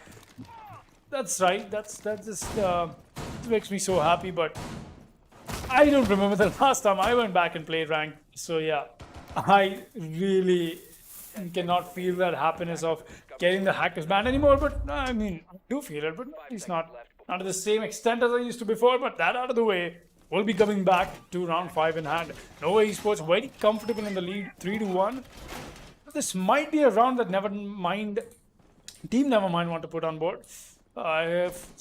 Excuse me for that fumble there, because I almost was about to say Never Diamond Esports. Yeah, that's right. It is just these team names and whatnot. And that dude, first off, Zofia is going to go with the drone in. Going to make sure he's making his way inside garage. All right, solo man in here. So got to be careful of the new hatch though that is up top. There's nobody on it. So, oh, Chili's got cover from the Hibana as well. That's well done, Team Nevermind. He's got themselves enough cover on the execute that they're trying to make. You got a double man hold on top. That's the smoke for a little bit of mobility, a little bit of dynamic with the shotgun that he offers, rotations, hatch openings, whatnot, everything just the shotgun shell away. We'll still be seeing Praveen watching that angle. He's not got anybody yet, but oh, wait a minute. Is that dude is already pushing off for Ecolos. He's requesting for some backup. That is Thermite. He's got to be scared. There's engagement that is coming in from the side of Praveen and Presidio up top. Praveen, if he does not get droned out here, he might as well be. This will be something that the attackers have to be very scared of. He's finally going to get droned out though. Going to move back. Meanwhile, Hunter's taking damage. Where is that from? That's from the Zofia. In fact, perfect cover, but the breach is already happening. That's really well done from the side of Snow. Snow, some great support that the man is providing for his teammates. Praveen still holding on strong. He's got the attic angle being employed for himself. A double man pushes what is happening onto him. Meanwhile, the breach on the side is already happened, mind you, people. It's going to be something that he's got to be scared of, but no, Praveen takes that fight head on. He wins that Raki goes down. There's a that dude who's going to lose to Presidio as well. He knows there's somebody else playing here awfully close, and JD is going to win that fight very gladly. Very well done. He's got to find one more, though. Meanwhile, 2K is going to find Snow on the side, and 2K is going to find Joey on the side as well. And here's the finish up from the side of Presidio on the smoke. That's the cleanup for Nova Esports. They will be taking this round as well, and that means their advantage, their lead, happens to become all the while more stronger on this map. Although it happens to be a defender favored map, but 4-1 is some dominating performance that we're getting to see from Nova Esports. Round 6 will be underway before the role swap. Round 6, the last round before the roll swap, and 4-1. Nova Esports taking their opponents by storm, and this seems to be a theme for today. You know, you always have one team. It's either an equalizer or, you know, it's say like a 3-0. A team wins a round, 3-1, and then suddenly just keeps going the direction it was going before that one round happened. And this seems to be the same situation, at least for now. Both SAT operators have been picked in from the attack, and the defense, the Hibana and the Echo are in. Raki and Presidio bringing in the Japanese operators to this round. The Echo is going to be in play. That's going to be fairly interesting to see how that goes, as Basement Laundry is going to be the site of choice once again. And 4-1 is the scoreline. The Maestro's in play, the Echo's in play, bringing in some massive denial operators for the side of Nova Esports. They're bringing out all the stops. They want to make sure they get this match. Any other matches that come in future, it's a show of intent from them as well, that they will stop at nothing to get into the divisions once again. But whether or not they're able to is a different matter altogether. You know, having a little bit of a celebratory crouch and stand-up exercise by that shield where he put the bandit battery down from. But you know, he's just happy that he's able to help out his team. Some wholesome vibes here in the chat, as Maestro's going to be busy cleaning up this line of sight that he's made and making sure that it's perfectly accessible to anyone who's using it. It looks like it might be a turtle hole coming in from the side of Nova Esports, at least on this round, because, I mean, they could go for this. 4 defenders on site, although I'm not sure if Blue Bunker actually counts as site. That's where Hunt is playing the smoke once again. He's been so influential as the smoke for his team. He, of course, needs to continue being influential, for his team as well. That dude in the meanwhile, the Zofia once again pushing up. The flashbangs are in to burn out the ADSs and whatnot. Another one comes in. That's going to be found by an ADS. Another one comes in. That's going to flash hunt quite a bit. More flashbangs are coming in. They want to make sure that hunt is as uncomfortable as possible. But the smoke's just going to pull back for the time being. And it's going to come back when need be. The Echo Drones spotting where these attackers are pushing from. As the lifelines are in, that's the shield taken off the board. And Blue Bunker's push is happening slowly but surely from the side of Team Nevermind. But they're going to be met with a reinforcement. That's right. Well done by Hunt right there. Knows that he can't hold it down. So what does he do? He reinforces it off so that no one can get in there, get in through there. Shots are being fired. That dude's taking a lot of damage, mind you. There's an Echo, I believe, in Boiler Room. Yes, that is Boiler Room. And there's somebody from inside the side that has been shooting at him with Jaeger. Shots are fired. The Echo's feet have been spotted, mind you. And now Presidio has to be very careful. While Snow is going to go for a hard breach onto the single reinforced panel. No, he's not. He's pulled that back. He's going to go for the other one towards the southern end of the bunker. There we go. The reinforced wall has been opened. That is a direct entryway towards site, but that's also a line of sight that could work against them. The smoke has been spotted running into the laundry supply room, the small room, mind you. Oh, the Echo. He was exposed right there. Presidio by that pillar, just a little bit too far away from cover and gonna get taken off the board. There goes Praveen as well, trying to fight that angle that the Zofia was holding, but that dude is finally gonna get a kill for himself as well, as he was gonna take down Snow. In the meanwhile, the round is heating up. It's a 4 versus 3, and Nova Esports are in a spot of bother. But there's the smoke. He's found one. He's also got the diffuser. The man is doing a lot of work right now. He's gonna face somebody from Boiler Room. That's the Ash. Easy peasy gonna take down that dude. The SMG-11's in, but it's not gonna find the Ash. That's unfortunate for the smoke. Hunt goes down. It's a 2 versus 2. Joey with a kill from the G36. JD's just made his way down the red stairs, mind you. Main stairs, that is. And he's got to be careful. While, oh, there he goes. A beautiful pick from Yuno. And there's Easy Peasy as well. And that, ladies and gentlemen, is Nova Esports shutting down the side of a Team Nevermind. It looked like Nevermind had it under control. The push to site was there. It was all there for them. But they didn't know how to get in there and hold it down, especially when they lost diffuser in Blue Bunker. That was where the round changed entirely, and that is why we're going to be seeing a 5-1 dominating scoreline on round 7.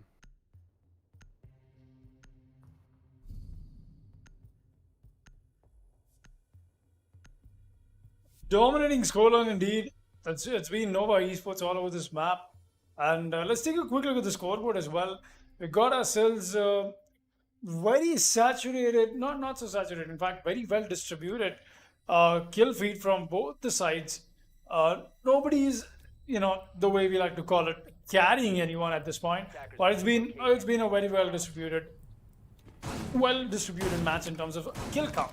That means everybody's putting in their part of contributions. Team Nevermind, they're coming awfully close to converting all those rounds on attack.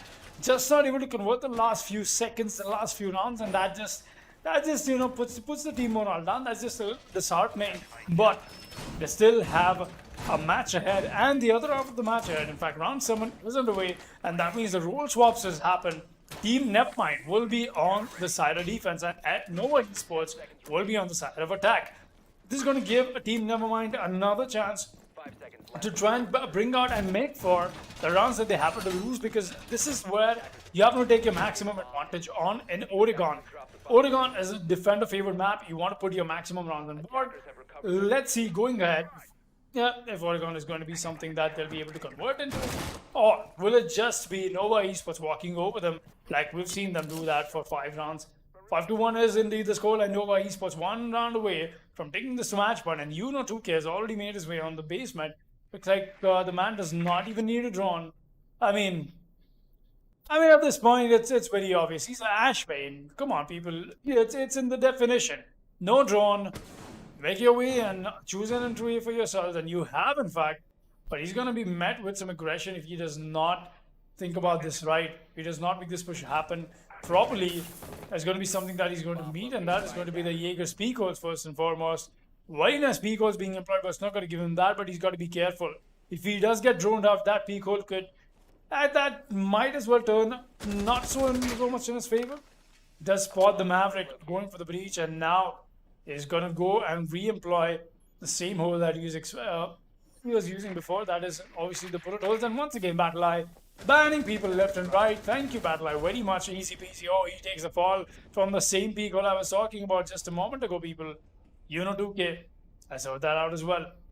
The Jaeger trying to go for the confirmed kill. Oh, but is here. He's going to get that frag. And the greedy Jaeger is going to meet his punishment. And that is something you don't want to be doing.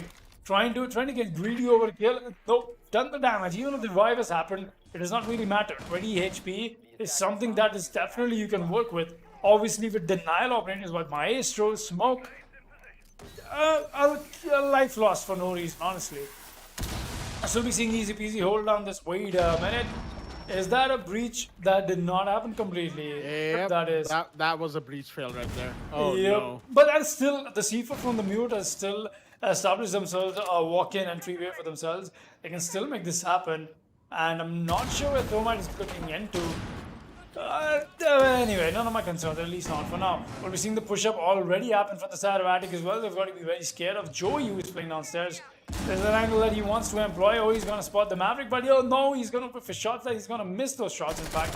But not on the Zofia, though. A nice attempt of a turnaround from Praveen. He's finally going to get that frag, and the flank drones will get taken away from Joey as well.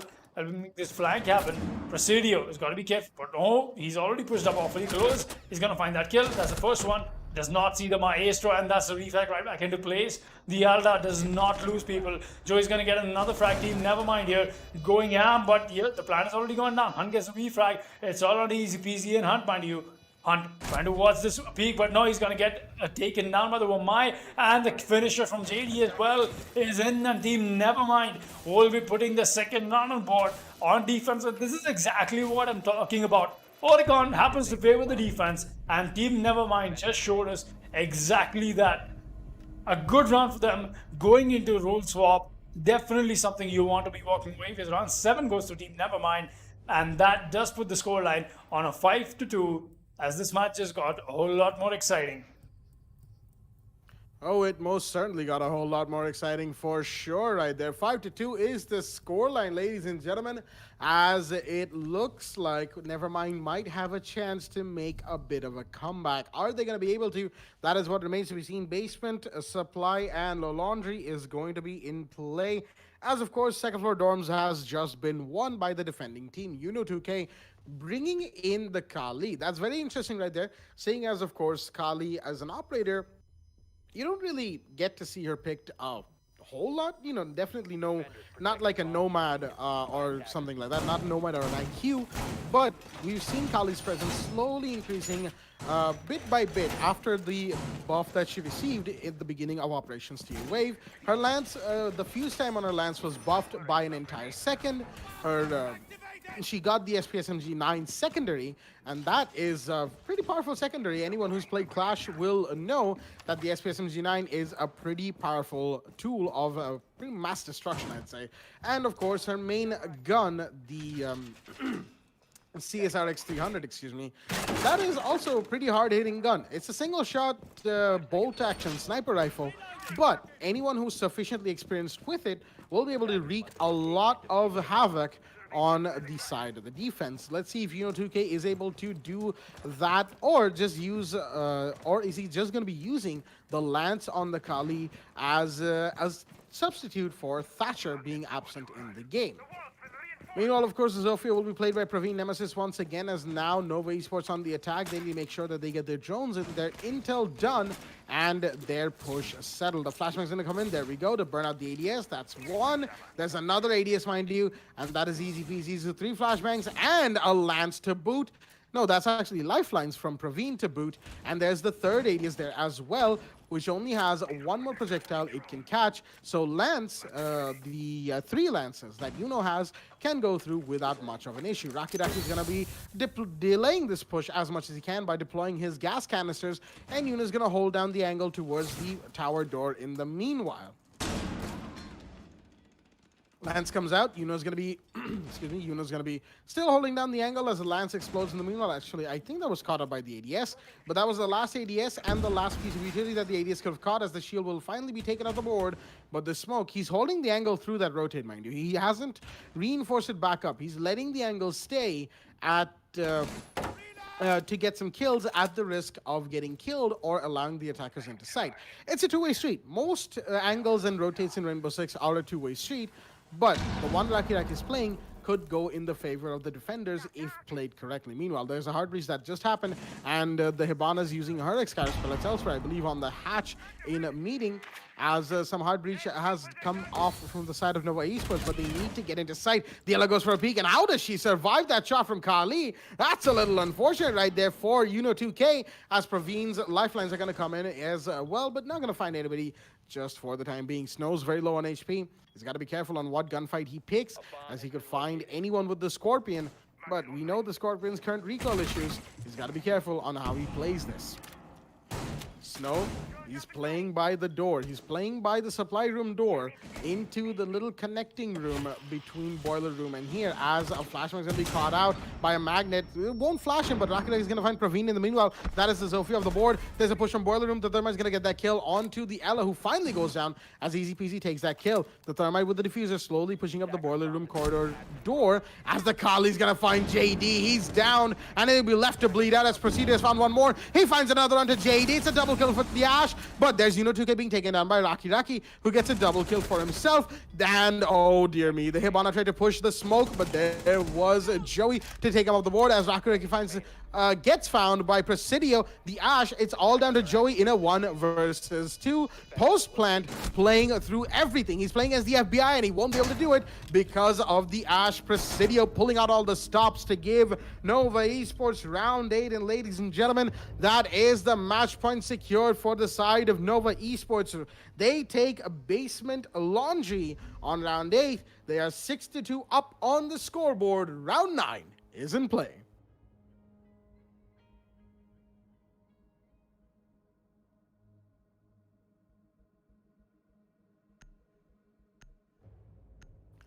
Basement Laundry and Supply Room is going to be the site of choice once again, as it is 6-2 on the round count, and match point has been secured for the side of Nova Esports. They stand just 1 round away from ending it all. Uno2K once again going out of the Blitz into the Kali, and Joey out of the Mute into the Vigil, as this round could very well be the last round of the match, or we could still have a few more rounds from here. But right now, it is a very, very uphill battle for the side of Team Nevermind.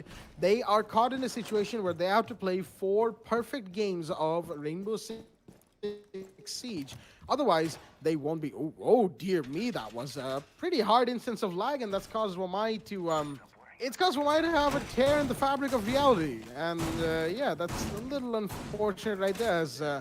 ooh boy. just UB server things, shall we say. Regardless, the scoreline is 6-2, as it looks like the lag is slowly subsiding. You know, here and there we still have patches of it. But 6-2, match point in play. And this is a situation that Nova Esports would like to just finish things off and get going from. Get themselves secured for the next stage of qualifiers, while Team Nevermind, unfortunate for them, but they need to play 4 straight perfect rounds of Rainbow Six, and if they are unable to, they'll be saying goodbye to them for Season 5. That's pretty unfortunate, but it is how it is. We can't exactly take all 60 qualifier teams into the division stages. That would be completely unrealistic and break the whole league structure in half, as ECBC is going to be using his flashbangs to take out the ADSs. The lifelines are in. That's going to take out more ADSs, as finally Raki is going to get stunned. That means the Zofia's lifelines have worked. That means the ADSs are burnt out. That means the shield is free real estate for the attackers, and they're lining up exactly for that. But the smoke is waiting for that exact peak. It's going to come in any second, and it will. And Praveen takes a bit of damage, but so does Raki as he pulls back through that same rotate that he came in from. Both operators taking a bit of damage. Nothing too big happening for the time being, as the Lance of Kali has ensured that there's no utility holding down the big wall of basement to supply rooms cubby just past the door to the north, and that is where the hard breach is happening from. The Thermite Easy Peasy's got that done, but he's got to be careful. Jones is going to spot where the smoke is playing. He's been spotted playing by the reinforced wall inside of supply room itself. A comeback is definitely possible for the side of the defense, but not if they keep losing bodies. Presidio gets one onto Snow, and that's a pretty big one right there, as a team Nevermind have been pushed onto the back foot on the man count deficit, and the push on towards side is slowly going to come in. Praveen's got to be careful because there is the smoke playing very close to him in that exact note. He's going to claymore it off for himself, making sure that that push-up is shut down, at least for now, but the smoke's still going to come in and going to get taken off the board for his trouble, as Praveen's going to connect, and he's still got plenty of HP, but that dude is going to get taken off by the Mozzie. Actually, the Mozzie is going to take out easy peasy, and that dude gets a kill onto the Thermite. That's just one mine, dude. They need to find a few more, and the Kali's gonna down one and take that dude off the board itself.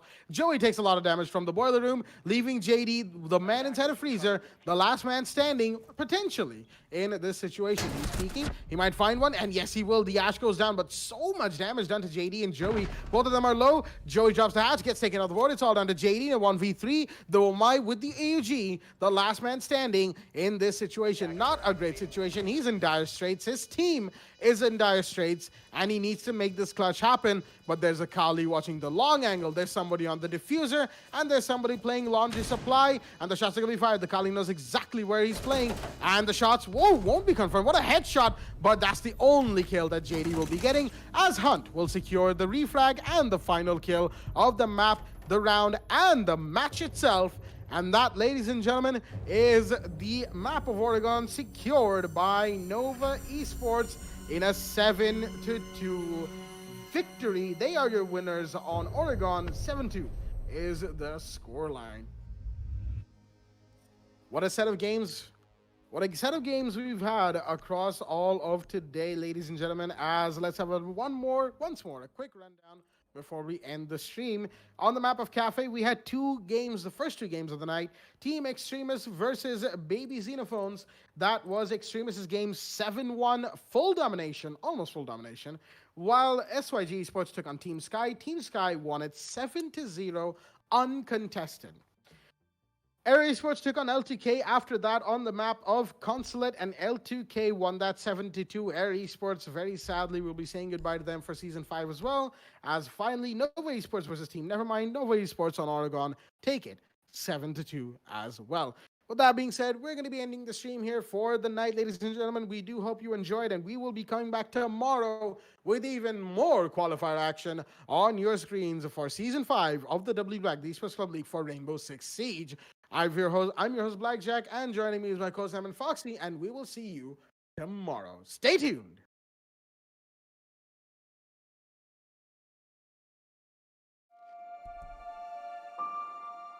The moment of creation is a form of magic, where an off becomes an on, a 0 becomes a 1, then another, and another, until, deep in the complexity, you discover order, speed, reliability, power. Experience the WD Black NVMe SSD.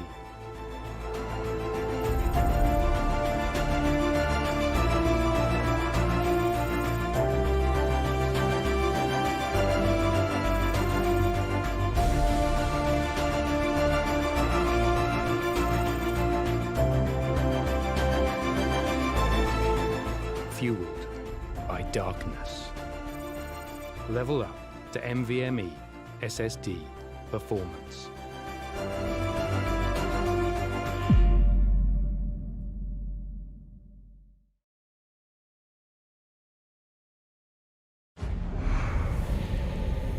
Numerous forces aimed at the Earth.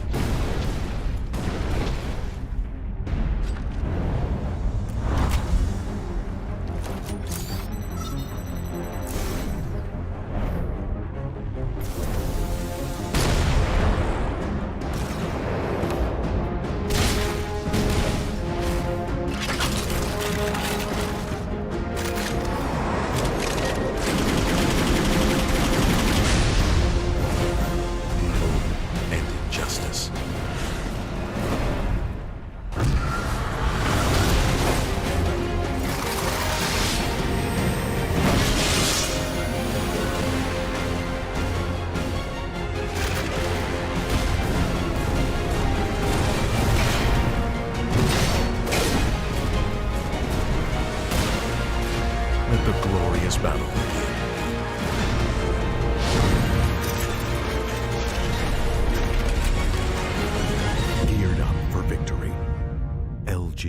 Ultragear gaming monitor.